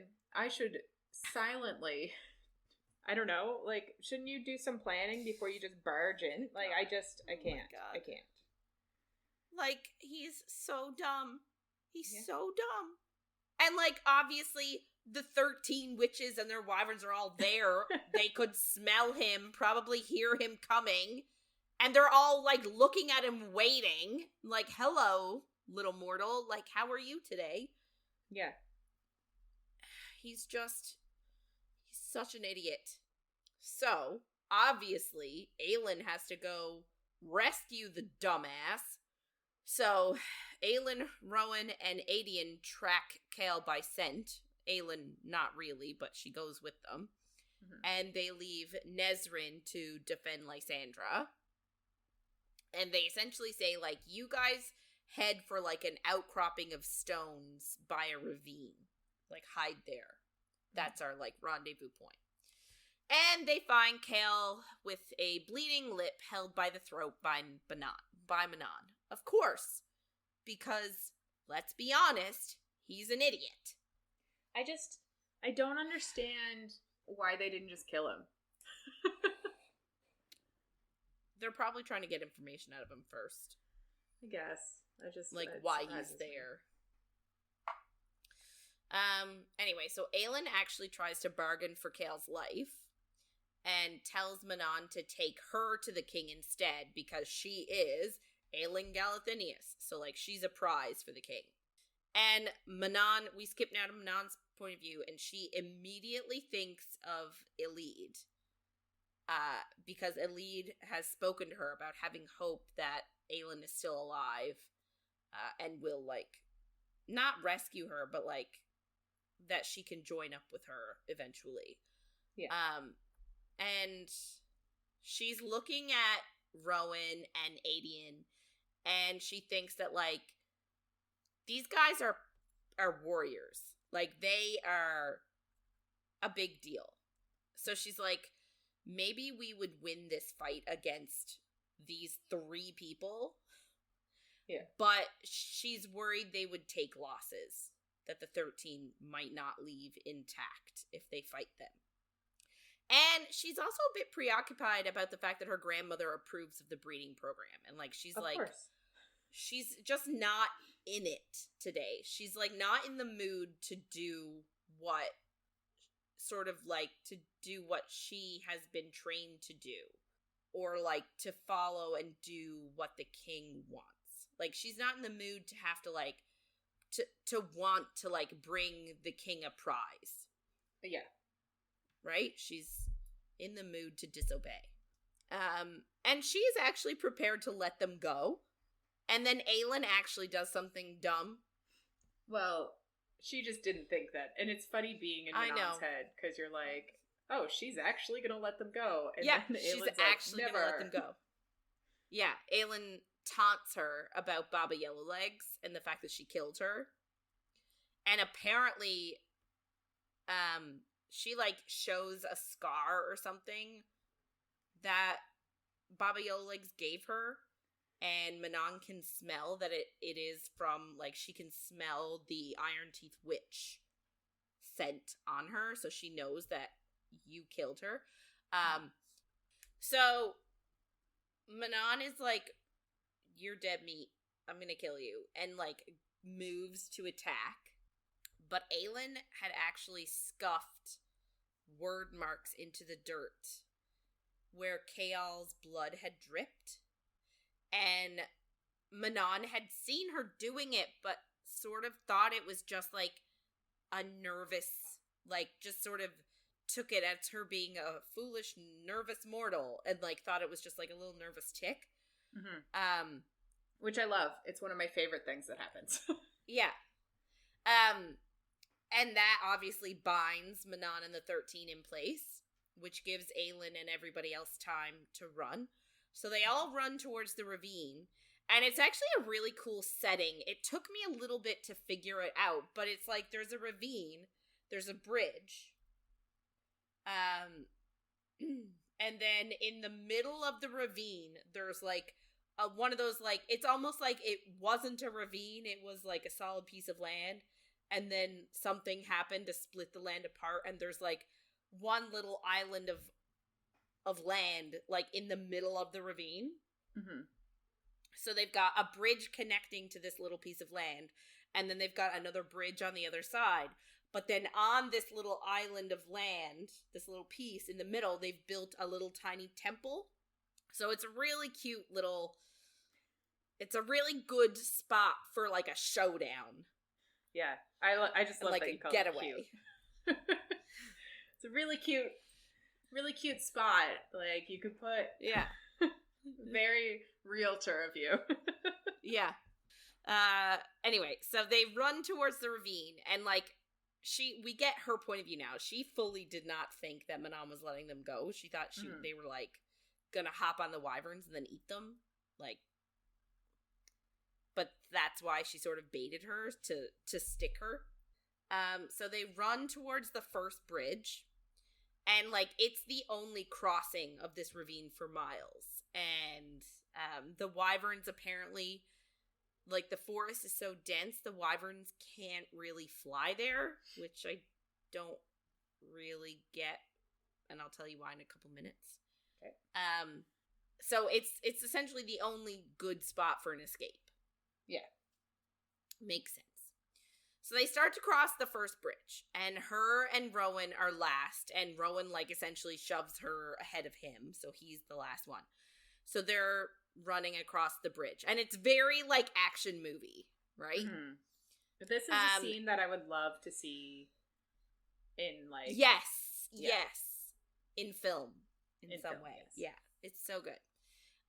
So they all get across except for Rowan, when Manon finally breaks through and jumps literally a third of the way down the first bridge. And, like, the rest of the 13 are sort of hanging back, and Asterin is shooting arrows at them. Mm-hmm. And Aelin manages to avoid one, but Asterin shoots another, and it's coming right for her when Rowan leaps in front of her, and an arrow goes through his shoulder. But it would have hit his heart. Yeah. Her heart. It would have hit her heart, I mean. Mm-hmm. And, like, Aelin is devastated that Rowan took an arrow for her. Mm-hmm. And they have to cross, like, they run through the little, like, temple thing and get to the second bridge, and they have to, like, cross it, and she is pissed that they hurt Rowan. So she actually forces Rowan, using the bond that they have, to run across the second bridge ahead of her. Like, she has to tug on it, and she could tell he's pissed that she's using it on him. Yeah. To make him go first. But she then stops and doesn't cross the second bridge and just turns to confront Manon. And then, I guess, she breaks the first bridge, so the other witches are stuck on the other side and cannot cross. It is smart. And then she starts fighting Manon with Goldrin. And both women are, like, pretty evenly matched, and it seems like they're both really enjoying the fight. They respect each other's fighting styles, and they're like, oh, this person is actually, like, good. Too bad I have to kill them. Yeah. It's like, you seem a decent fellow, I hate to kill you. Yeah. It's another Princess Bride quote. So then Aelin is like, let's put our swords away. I'm gonna use daggers now. And then Manon's like, okay, I'll use my long nails, my irony nails. So then they start, they start fighting each other that way. And they do call out and tell, like, Asterin and Aelin not to interfere because both of them sort of have arrows notched and ready. And they're like, no, she's mine. So during the sword fight, Aelin sort of seemed to have the upper hand. But now with the daggers and the nails, Manon sort of seems to have the edge here. And I don't know if that's intentional on Aelin's part due to what she's doing. So what she's doing, so she keeps going around and around the little temple. Like, there's all these pillars holding it up, but it's super old, so, like, it's kind of fragile.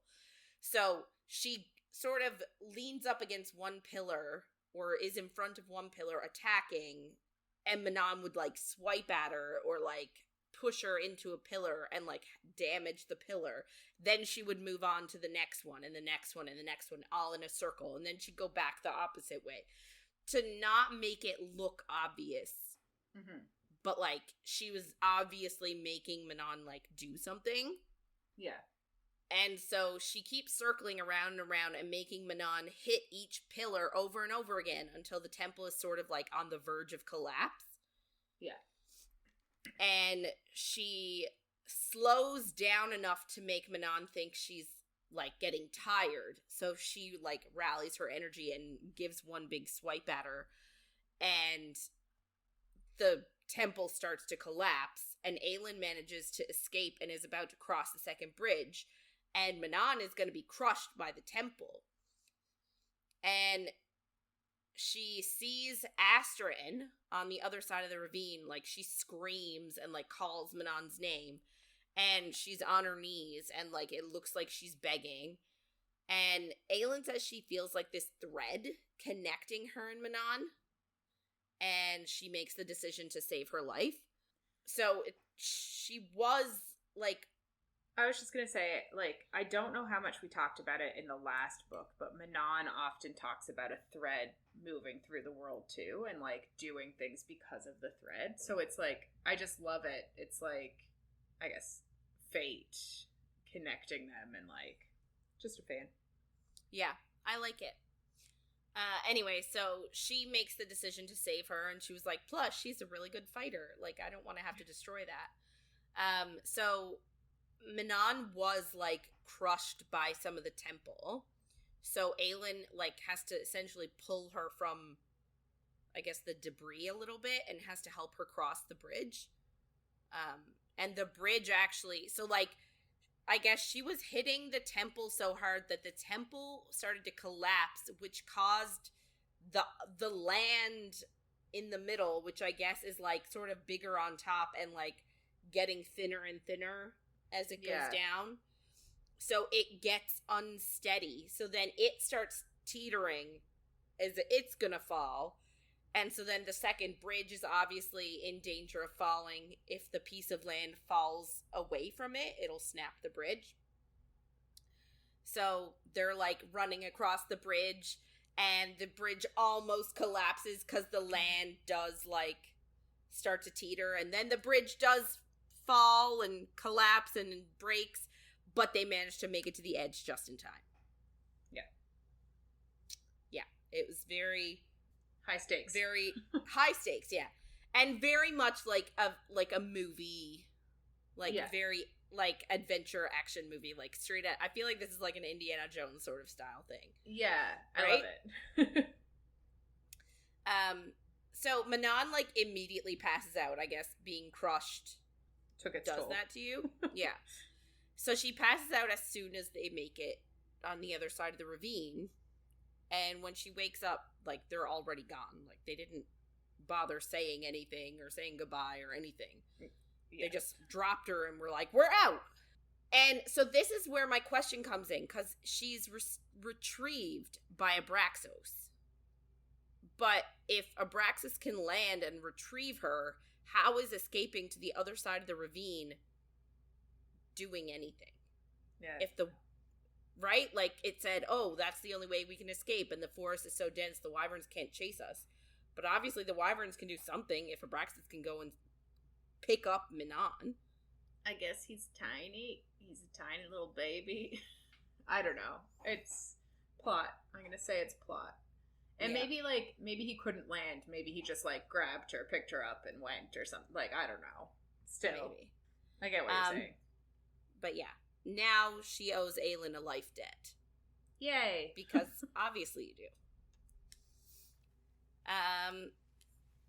So we go to Aelin's point of view. They are trekking through the woods back to Rifthold, but it's obviously really slow going because Rowan is injured. There's no magic, so his healing is hampered. And there's nobody back in town that they really trust as a healer to help him. So they decide, again, to stop into Nesrin's country home. The housekeeper's wife is a healer. And when we get back, Fleetfoot is there! Yay! Yay! He doesn't get a lot of she doesn't get a lot of airtime, though, but the woman, Marta, heals Rowan, like, as best she can, and, like, Aelin doesn't want to leave his side until Marta's like, you are very dirty. You will give him an infection. Go clean up. Yeah. And, like, she's covered in dirt. She's covered in her own blood, in Rowan's blood, in Manon's blood. Like, she's very icky. Yeah. And Kale talks to her while she's washing off and actually apologizes and says that this is all his fault. Yes, it is. Yeah. And, like, yeah. I'm surprised that Aelin isn't more pissed at him, because, like, if he didn't run after quote-unquote Dorian, Rowan wouldn't have been shot. Yeah. And, like, obviously, it all, like, plays into how the story goes, and it all works out because this needed to happen, but I'm still like, you're a fucking idiot. Yeah, he is. But anyway, so she tells him then that after they free magic, they'll kill Dorian together, which surprises him, because he thought she would make him stay behind for the plan, because he's a dick. Because he doesn't have any magic, and he's useless. But she asks, how can she deny him this last gift to Dorian? So, again, she's a better person than you are, dude. But she also says that she doesn't blame him, and that she would have done the same thing if it was Rowan. And I guess. So she walks back to the house, and Kale feels like shit, because he called her a monster weeks ago, and now he feels like a fool. Well, he should.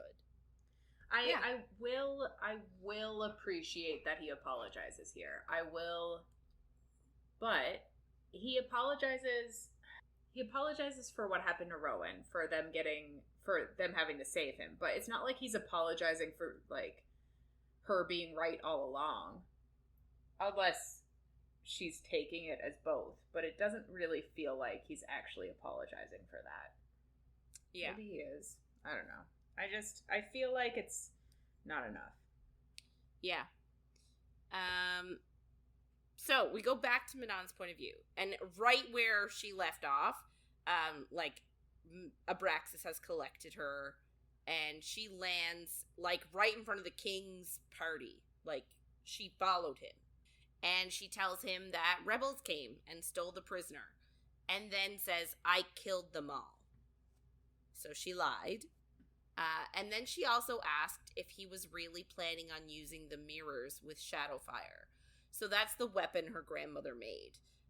So I guess her grandmother let her look in the wagon, and I guess it was a prototype of these giant, it's going to be giant mirrors that they'll use to, like, direct Shadowfire.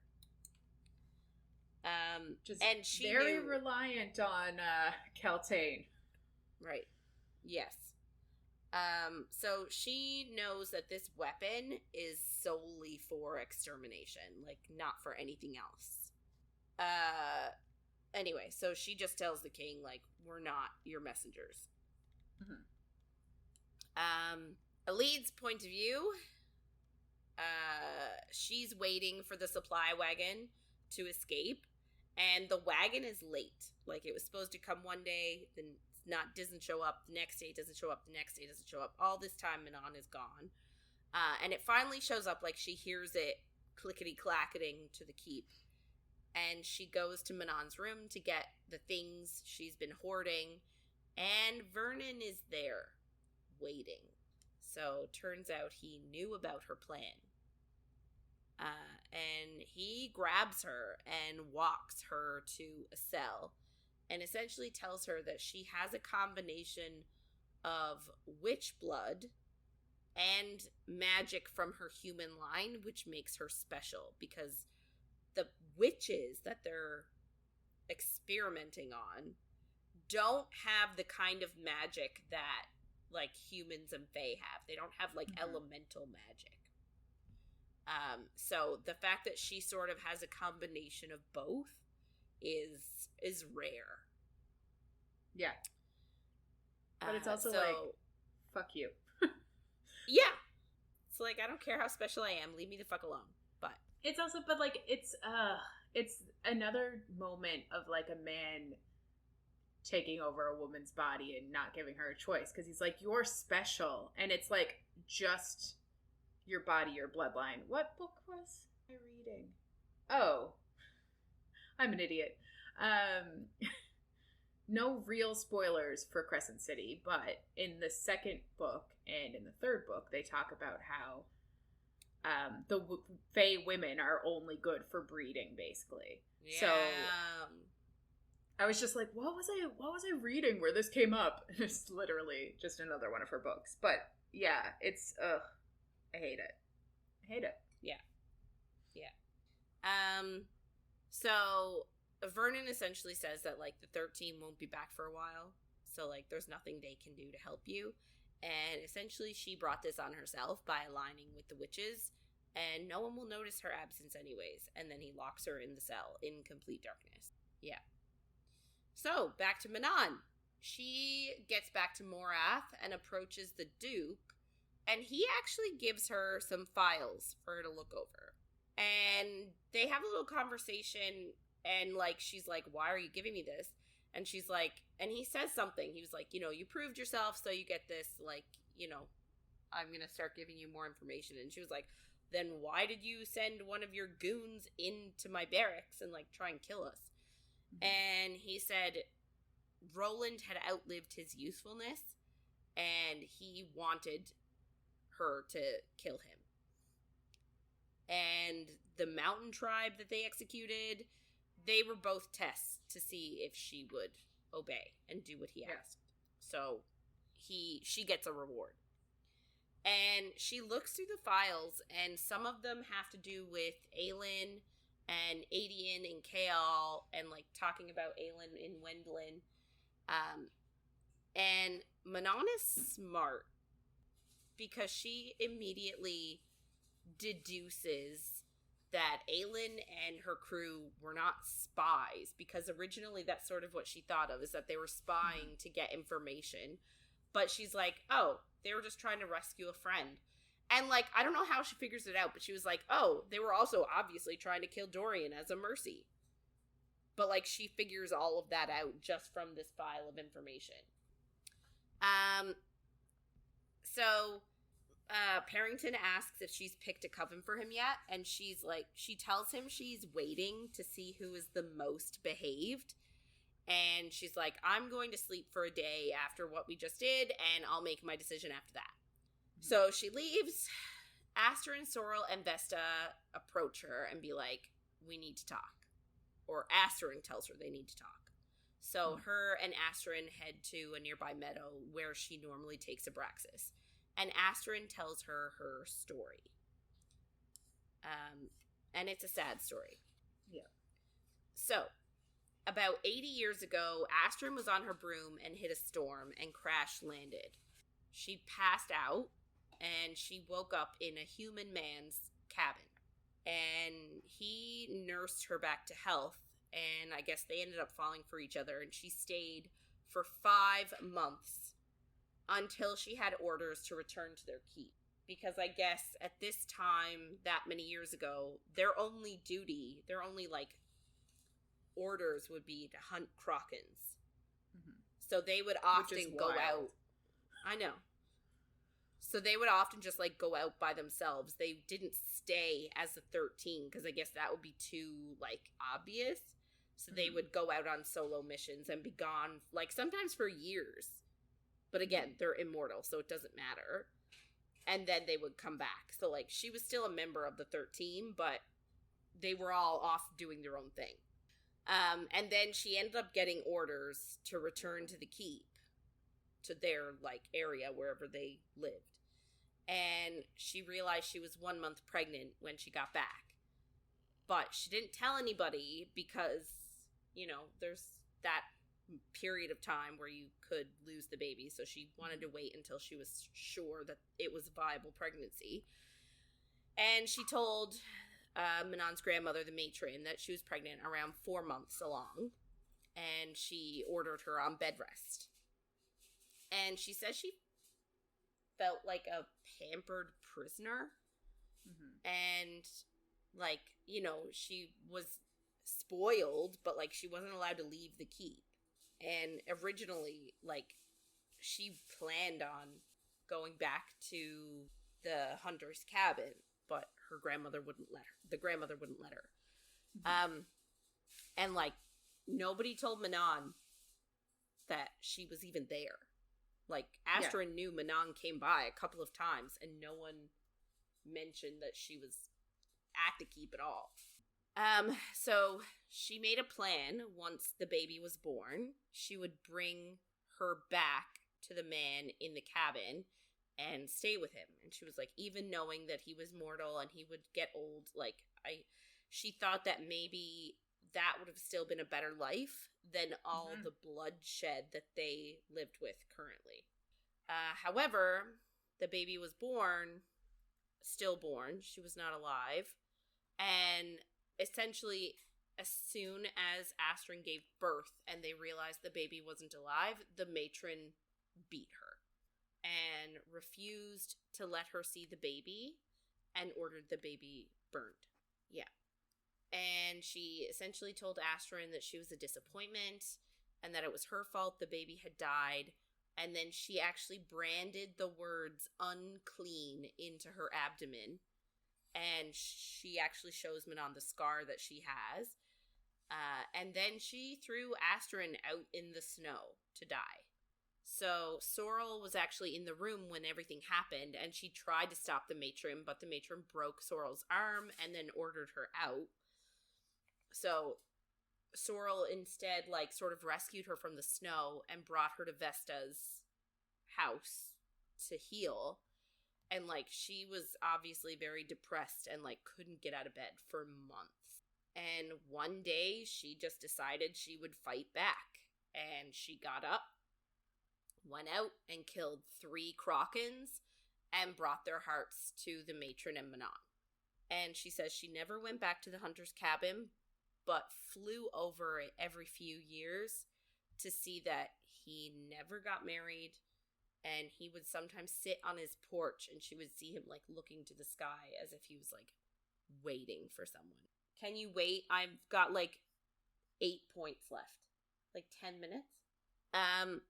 So from that moment on, she dedicated her life to Manon, not the matron.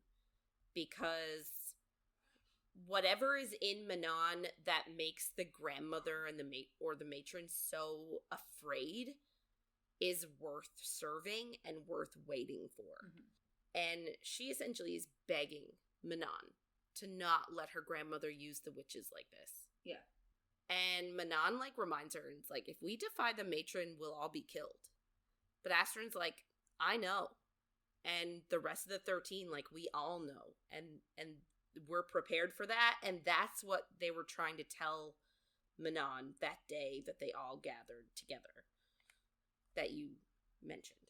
And Manon sort of thinks that, like, Asterin's sort of, like, Asterin sort of has this, like, I'm saying a love of life, but, like, she's always very carefree and, like, has this, like, unbridled sense of, like, joy when she's doing certain things and, like, just has this vivacity and thinks, like, that's not a natural, that's not who she is. It was born of, like, everything she's been through.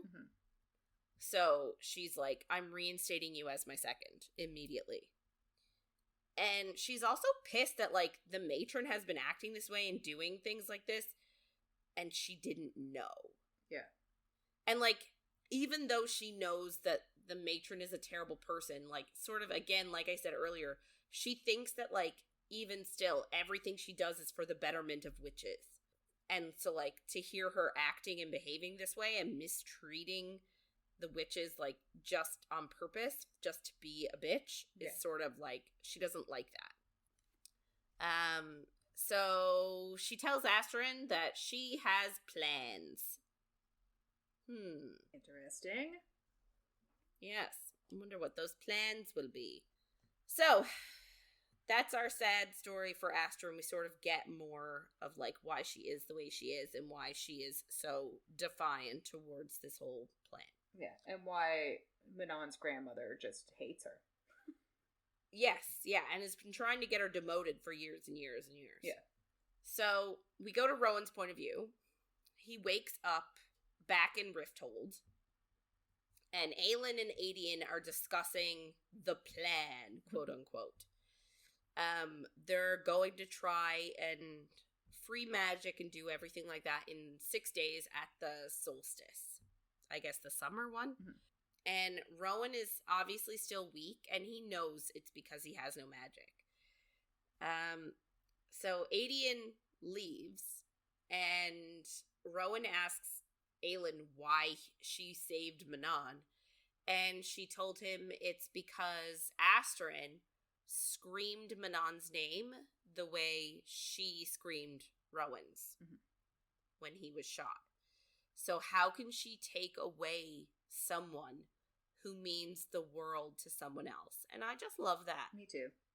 I love it. Yeah. And Rowan just essentially says, like, he's proud of her and he's proud to serve her. Like, he's proud to be a member of her court. Like, she's such a good person. Yeah. Kale, you're dumb. You're dumb.